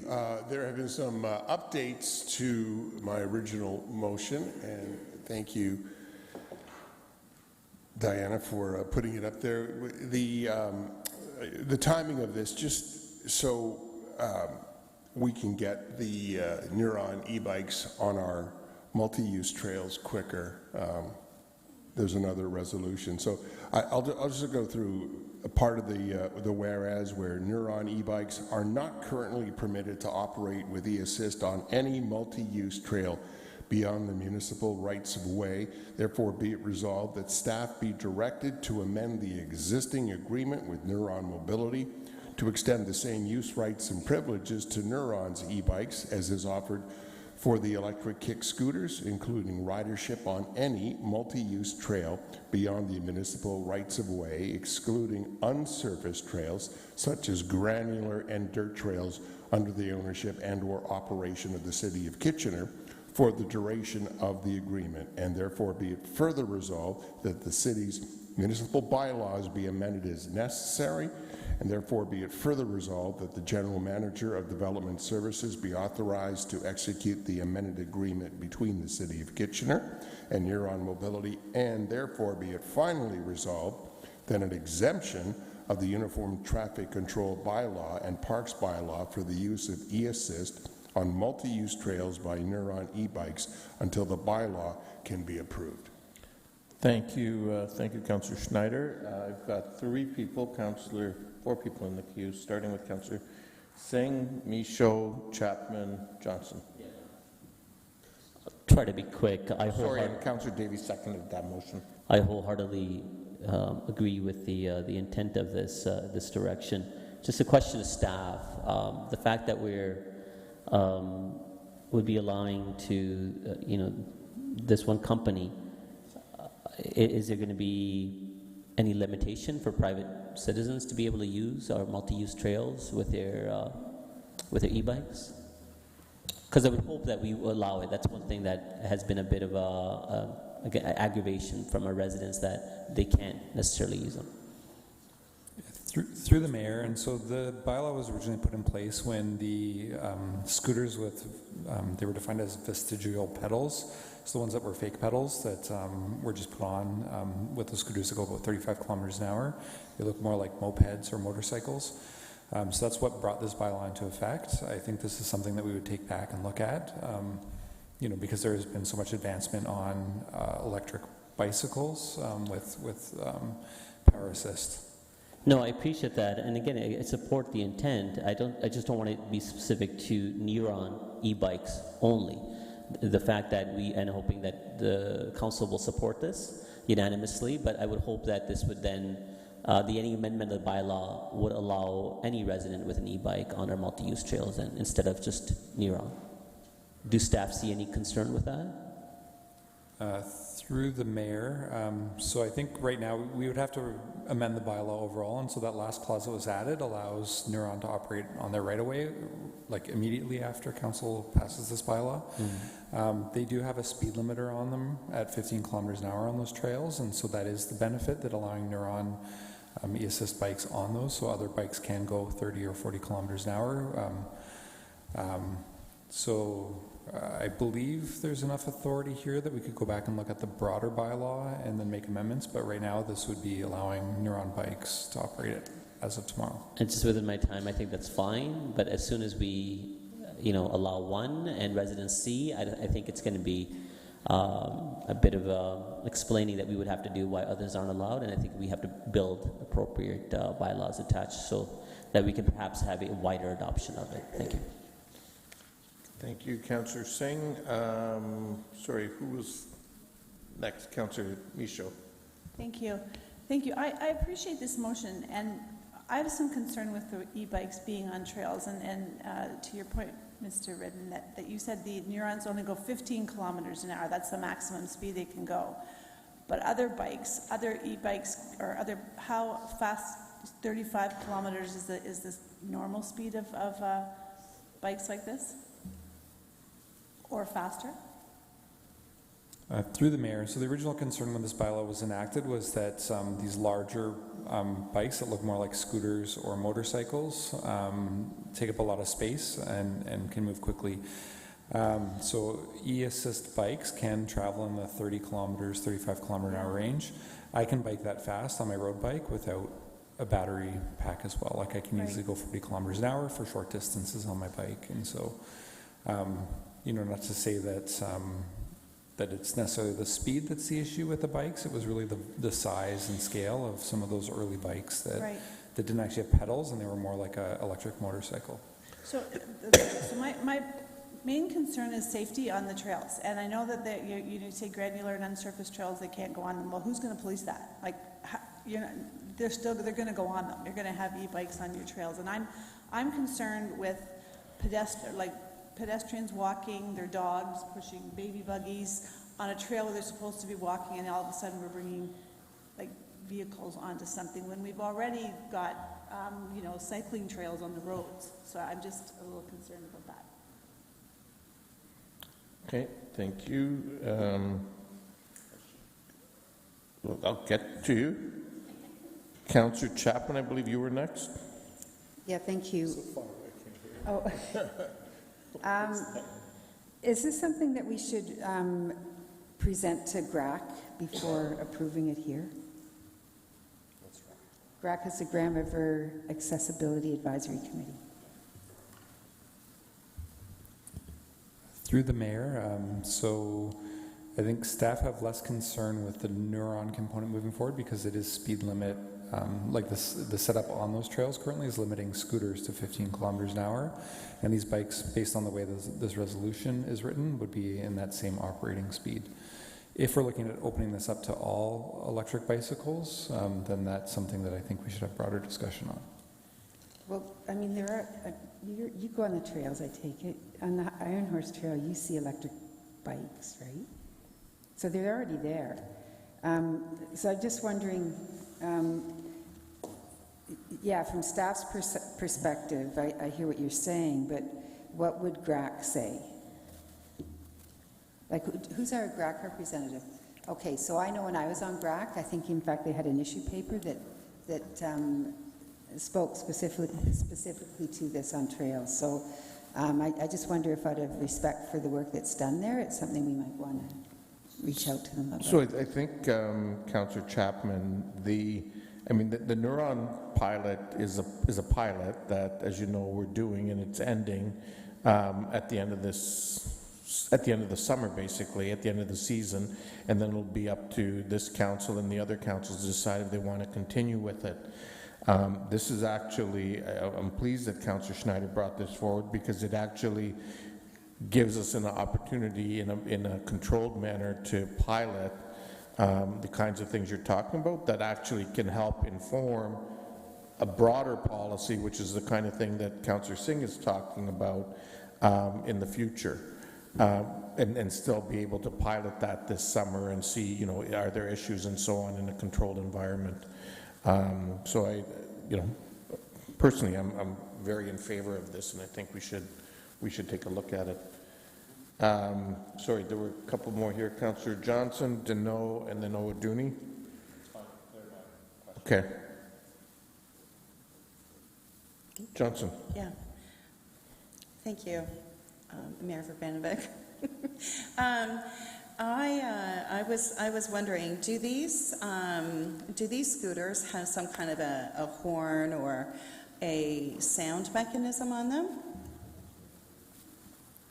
Through the mayor, yes. So both the stand-up scooters or the kick scooters have a bell as well as the bicycle, and so that is required law in Ontario, and so both of them comply with that.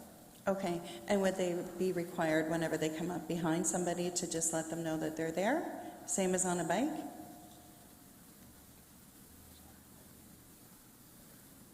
Through the mayor, so I'm not familiar with it, specifically what our trail etiquette signs say, but generally that is the etiquette of trail users to notify with a bell, gong, or like a sound, like from your voice. So the sign, I know that I had worked with Mr. Lobley a couple of years ago about putting signage on the trails about trail etiquette, about speed limits and things. Can anybody remember what exactly those say? I'm wondering if we need to add something, or you may not know, and I don't either off the top of my head.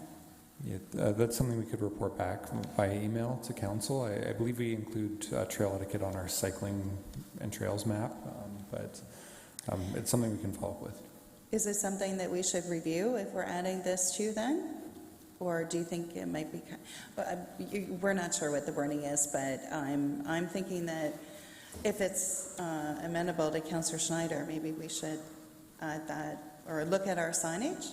So again, I think if I can just try to help here, I think there's some things you're identifying that if we're going to be doing a long-term permanent thing, then that makes sense.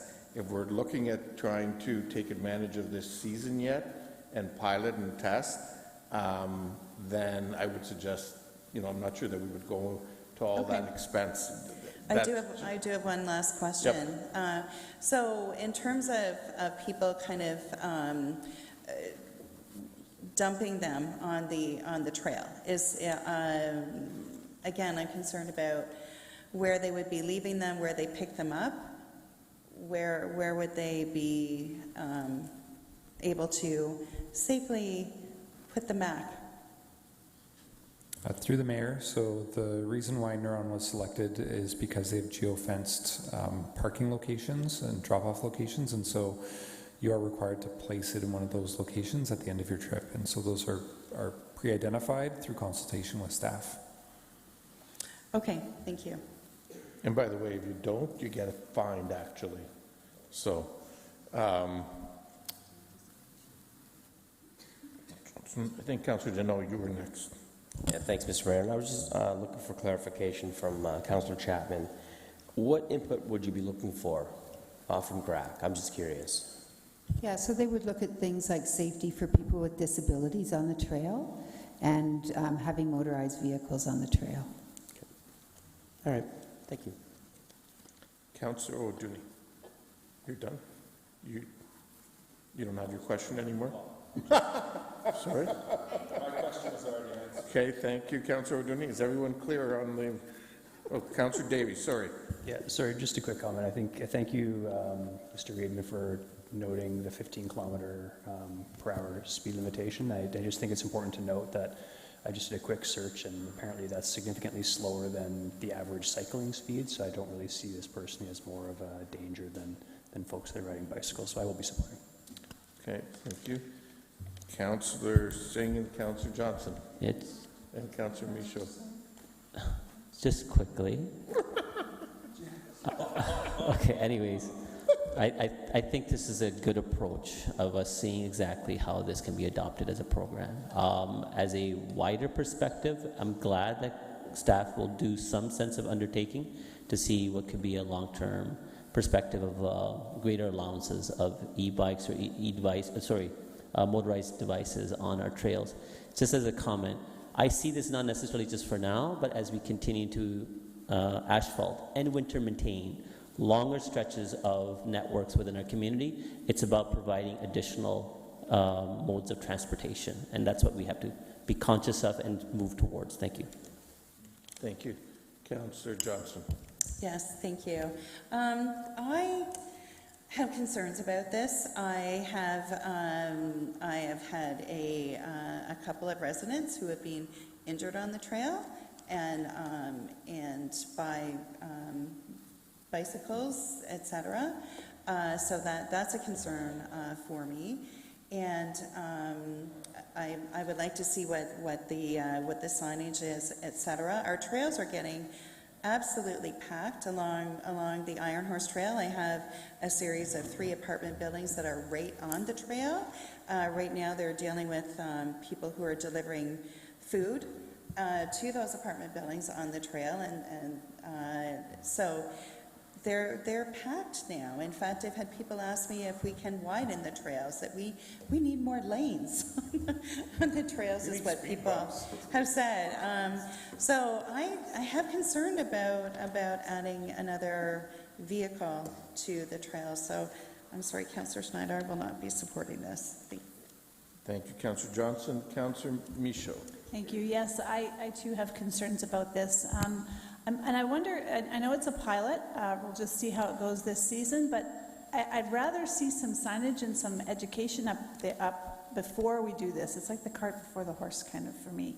And I've experienced, motorized or electric bikes, whatever they are, coming up behind me, and sometimes the bells don't ring. And if you're walking and you've got your headset on or you're not paying attention, it can get kind of dangerous. So put the e-bikes on, and that just adds to the situation. So I'm just not convinced that we should be trying this just yet until we get some more signage and ways of the path, just like ways of the road.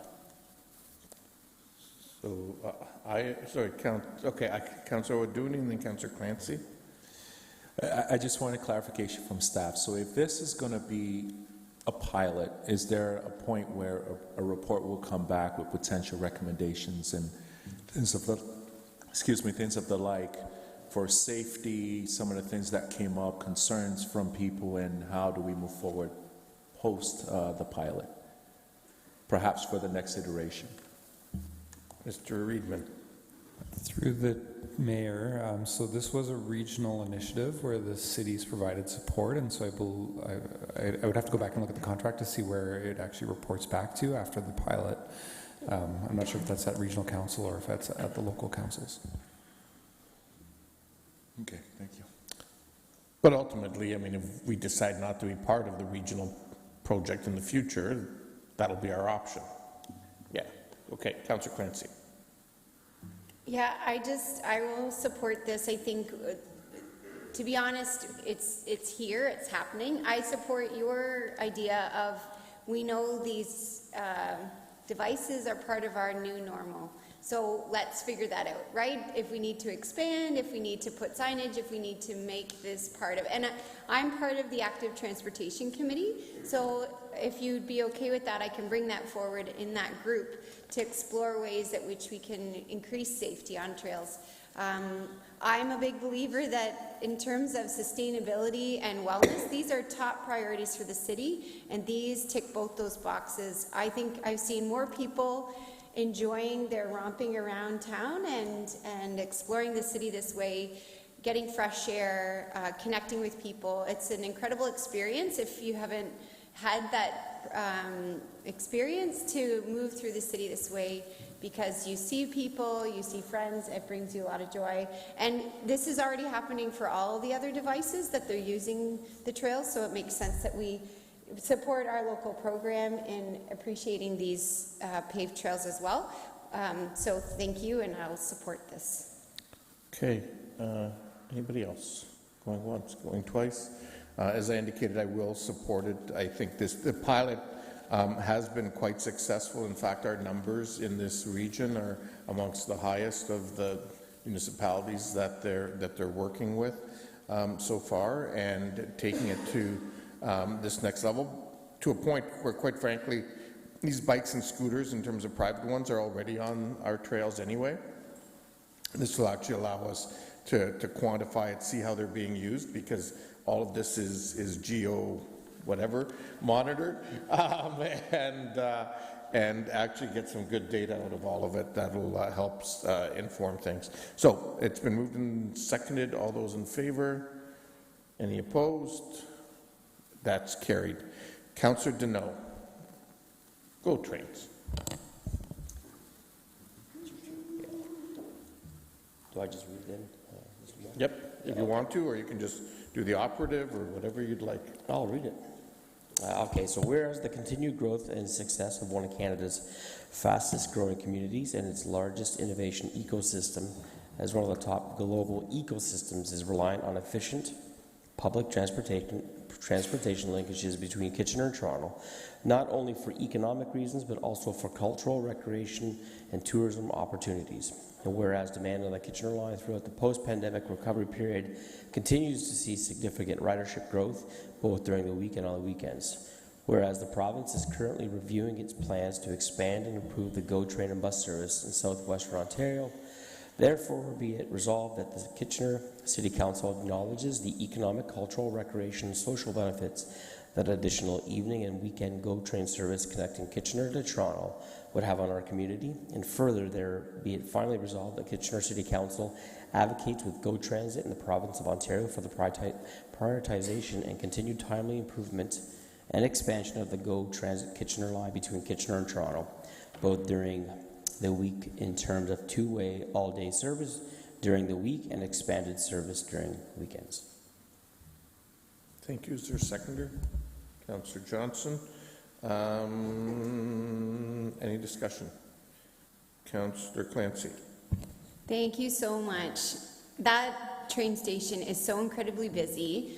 This Highway 7, who knows when it will happen. We need options to get to Guelph from Kitchener, and from Kitchener to Guelph and to Toronto and Brampton in a more meaningful, convenient, comfortable way. So thank you. I wholeheartedly support this because I think it's needed across the province, but we see the demand here, and people don't want to drive to Toronto and commute using cars all the time. So I appreciate this very much.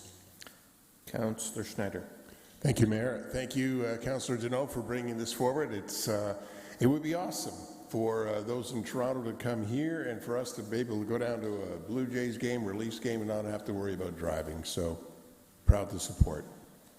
Thank you. And I'll just briefly, if there's nobody else, I'll just briefly comment on it. Thanks, Councillor Deneau, for bringing this forward. I think particularly as we go into AMO in August, it's helpful to have a current motion on the table. I do want to acknowledge a few things, though. Like, this has been an advocacy ask for some time, and we've been able to make some significant progress. The pandemic did not help. Obviously, ridership, like on all transit systems, decreased significantly. That ridership is back up, but just like the workforce, it's a different kind of ridership in the sense that daytimes aren't necessarily as busy, and there's more demand now on evenings and weekends, and that requires a shift in things, because I think, as we all know, the rail system's priority continues to be freight, because under the Railway Act, that's just the way it works. And so, the shifting these things doesn't just happen overnight. It takes a lot of effort, but the good news is that improvements have continued to happen. I mean, rides aren't 2-hour rides anymore. They're actually shorter now, which is a good thing. And that's because of the track improvements that have been happening. But we need to keep that pressure on and continue to get to the point of two-way all-day go. I mean, with the election of Mayor Chow this evening in Toronto, it'll be an opportunity for us to reinvigorate the Toronto-Waterloo Innovation Corridor. And obviously, as Mayor Tory and I, both said back in 2015, this is an integral part of it, and something that we're going to need to continue to push. So thanks, Councillor Dino, for bringing it forward. Yes. Last word to you. I think Councillor Schneider hit the nail on the head. Us, for people from this area going down to Toronto, but to me, the most important part of this is bringing people from Toronto to Kitchener to show them what we have to offer. Multicultural Festival, Oktoberfest, Jazz Festival up in the region, the Blues Festival. We have so much to offer that I have no doubt in my mind that most of those living in the GTA are not aware of what we have. And I think if we can bring more people into our area, economic development and just show people what we have to offer too. So that's all. Sounds good. Thank you, sir. All those in favor? Opposed? That is carried unanimously. Okay, moving on to the Mayor's update. There are 3 motions that were adopted at the Federation of Canadian Municipalities and subsequently adopted at our Ontario Big City Mayors meeting. They are as follows. Number 1, establishing an urgent intergovernmental platform on mental health. And this resolution calls on the federal government to acknowledge mental health as a national emergency, to commit to tripartite policy discussions aimed at making mental health an integral part of Canada's healthcare system and developing a comprehensive national mental health strategy. The second one being an urgent action needed to address the crisis of homelessness. And this resolution mandates FCM to call on the federal government to provide long-term funding and resource supports for local governments as they address homelessness, to ensure the sustainability of new supportive housing by urging provinces and territories to provide wraparound services, and to create a national strategy to support local efforts to scale up programs such as the Rapid Housing Initiative and Reaching Home. And finally, the new growth framework for municipalities, and this resolution firmly declared that Canada needs a modernized fiscal framework for municipalities, that FCM shall lead the development of a municipal growth framework that links municipal financial capacity to factors such as national population growth and economic growth, and that FCM shall call on the federal government to engage with FCM in the development of that framework with a focus on new sources of municipal revenue. And Councillor Davey has indicated that he is prepared to move that. Do I have a seconder to move those? Councillor Owaduni, thank you. And just very briefly, as a couple updates on this stuff since then, and Councillor Singh was at the FCM conference as well. I can tell you that last week I did have an opportunity to have a meeting at the end of committee day with Minister Bennett, who is the Minister of Mental Health federally, to talk about some of the issues and needs in our community, some of the funding needs that we have, and also, quite frankly, my view that as they increase the federal health transfer, that in fact tying some of that to required investments in mental health would be key.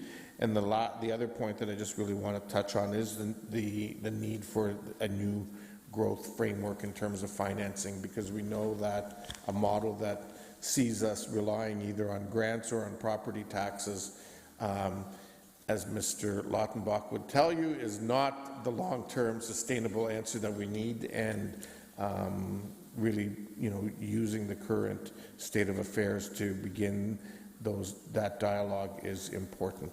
So it has been moved and seconded. All those in favor? Opposed? That is carried unanimously as well. Questions and answers. Councillor Michaud. Thank you. I've noticed a significant amount of advertising signs on boulevards across the city, particularly in my ward. I've got calls from constituents. I'm seeing the nodding of heads of my councillor friends here. So I'm just wondering what we can do, what bylaw does, and what more can be done to kind of try to control this. And I understand that people can't just take down the signs if it's on their boulevards, and I'm questioning why they can't. If someone puts a sign on a boulevard on the street and you're walking along, can you not just pick it up and throw it in the garbage? Because really that's what it is if it's on the boulevard. So that's the staff. Mr. May. So through you, Mr. Chair, I'll take the last point first. I would never advise a resident to put themselves in a potential conflict over an issue like that. They're best to call the bylaw division, and we'll have professional staff go out and deal with it.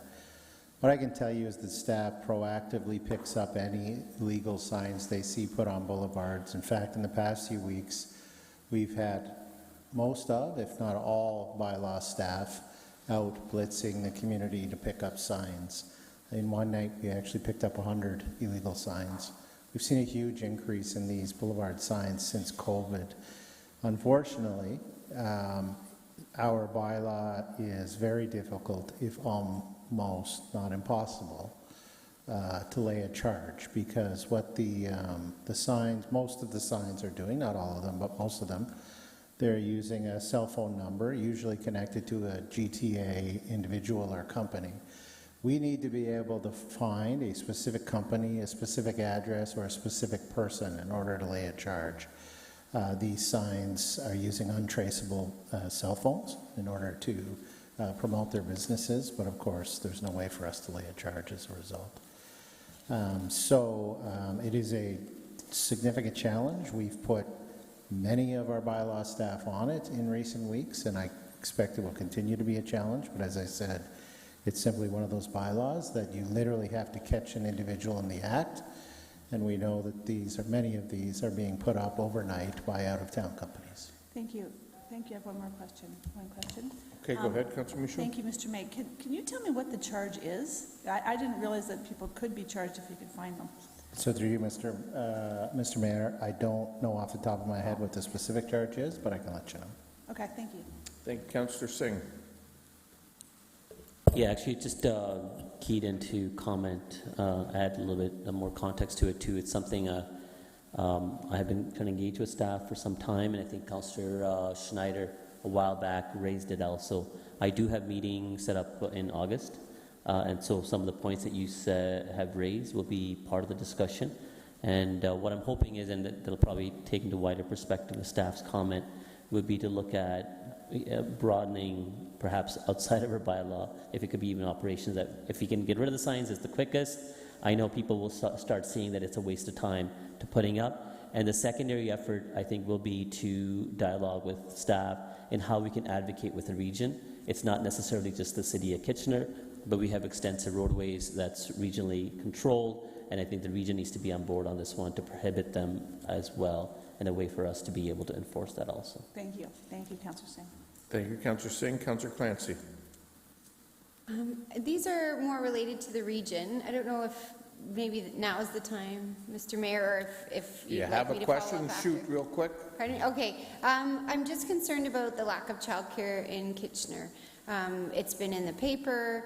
I know there's over 7,000 people on the wait list, and there's been 5,300 babies born within the year. I think for our economic development, it's also been highlighted as a concern for people going back to work. And I just feel like regionally and even in as a city, is there a way we can move forward with some solutions, looking into some ways we can tackle this gap in infrastructure, community infrastructure? So what I would tell you is that, as you know, the federal government has launched some programs in that respect. The region is the services manager, but it is private enterprise, private or not-for-profit organizations that offer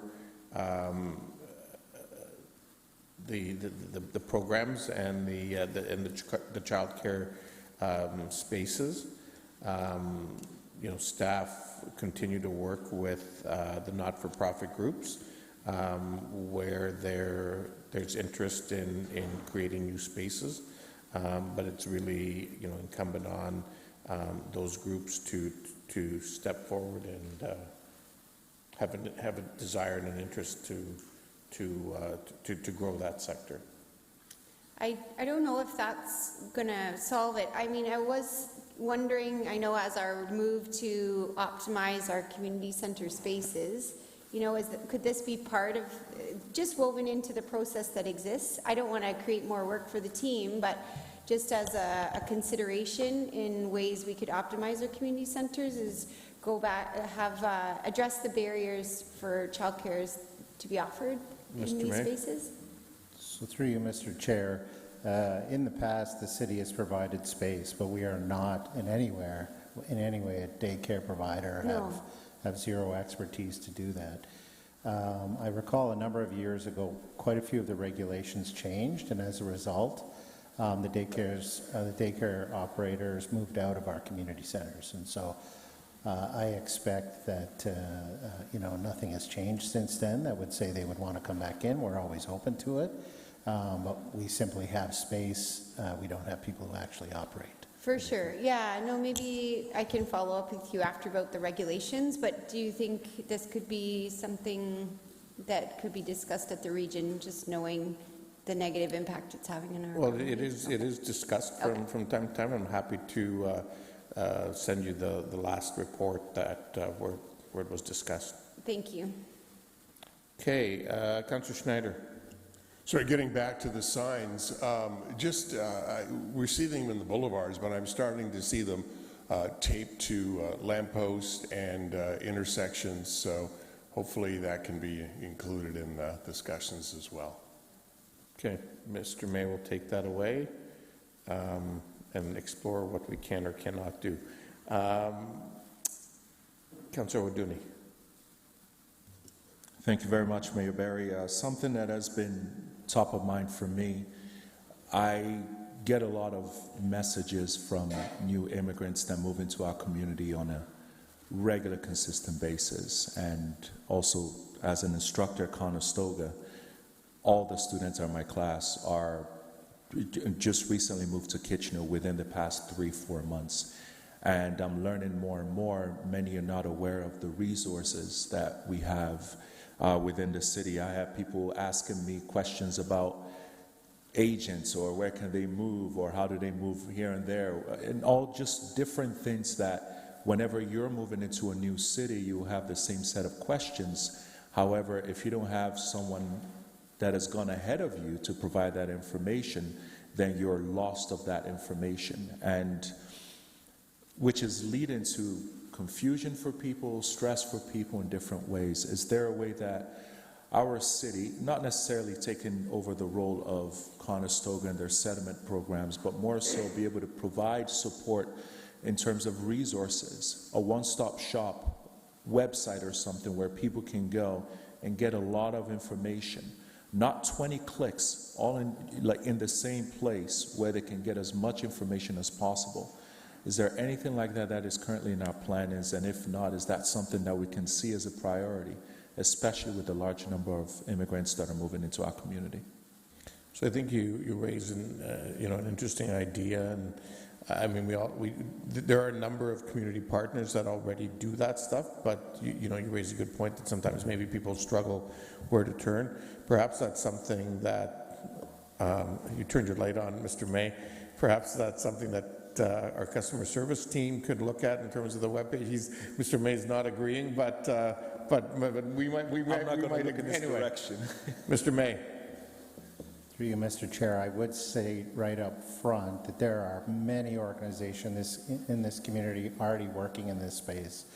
And the last thing that I would want to do is for the municipality to duplicate or cause a confusion. What council will see as part of the next proposed strategic plan is a body of work to determine specifically what is the role the municipality should be playing in welcoming newcomers into the community. And I think that will be the time where we can define what is our role. We will work with those other organizations to figure out what is already being offered, what is the gaps, and what is within the municipal jurisdiction, and then we can make a meaningful contribution to that work. Okay, thank you. Councillor Deneau and then Councillor Schneider. Thank you, Mr. Mayor. And just to go back to the signs one more time, they're not all, renovation and air conditioning companies. I know two of these signs that are businesses in our community. One is Pizza to Go, which is on Weber Street, and the other one is Chala Indian Bistro. And so I think for some of them, I think it's easy to pinpoint who's putting them up and where they're coming from. So just to kind of give a food for thought. And through you, Mr. Chair, when we can do that, I can assure you we do that. Should I bring a sign in there? Should I send a picture then of the signs in the area? Through you, Mr. Mayor, any member of council, any resident in this community, if they see an illegal sign, should submit it to bylaws. So I'd be happy to take that from you. As I've said, literally, I forget what we have, 30 to 40 staff in our bylaw division. 90% of them have been out picking up signs over the past few weeks. Yep. Okay, thanks. Councillor Schneider. Thank you, Mayor Vivanovic. And Councillor O'Dooney, I know from my time teaching at Conestoga College that their student services have really good connection. So the students would go there, they'll find a lot of connection points. Okay. Looks like that's the end of the questions. Moving on to bylaws. Madam Clerk, are there any additional bylaws? Through the chair, there are several bylaws. So there are two additional bylaws related to 97-101 Park Street and 186-194 Victoria Street South, as amended this evening. One additional bylaw related to 1000 New Dundee Road. Two additional bylaws related to draft plan of subdivision for Bleems Road and Gale Place. Three additional bylaws related to 263, 321 to 325 Cortlandt Avenue East, 230 and 240 Palmer Avenue, and 30 Vernon Avenue, as amended this evening. Two additional bylaws related to 140 Highland Road and 270 Spadina Avenue, and three additional bylaws related to the implementation of Bill 13, Bill 109, and Bill 23. Are any of those bylaws pertaining to the conflict that Councillor Chapman and Councillor Singh had? Okay. I will deal with the bylaw where there's a conflict, noting that Councillor Singh's out of the council chamber at the moment. Those in favor of that, first of all, I need a mover and seconder. Councillor Ioannidis, Councillor Deneau. Those in favor? Opposed? That's carried. Same two movers and seconder for the balance of the bylaws. Those in favor? Opposed? That's carried. And on that first one, Councillor Chapman did not raise her hand. There is no committee of the whole because we've dealt with it already. Third reading of the bylaws, same thing. We need to separate them out. So we'll deal with the bylaw that we have the conflicts on. Those in favor? Those opposed? No, you didn't raise your hand there. Let's do that again. Those in favor? Those opposed? That is carried with the two noted conflicts. The balance of the bylaws with the additions. Sorry, I didn't get a mover and seconder. We'll keep same ones. Those in favor? Opposed? That is carried. Before we adjourn, first of all, thank you to everyone for making this evening work despite some of our technological challenges. I want to wish everyone a safe summer break from our regular meeting schedule, and do want to invite the community this weekend to Canada Day in downtown Kitchener, which will be taking place in Carl's Air Square from 6 to 11 p.m. Performers include Stephen Lee Olson, Robin Ottolini, Owen Riegling, and Amanda Kind, as well as a fireworks show. Come and celebrate Canada Day with the community. And with that, a motion to adjourn, moved by Councillor Michaud, seconded by Councillor Owaduni. All those in favor? Opposed? That is carried. Happy summer, everyone.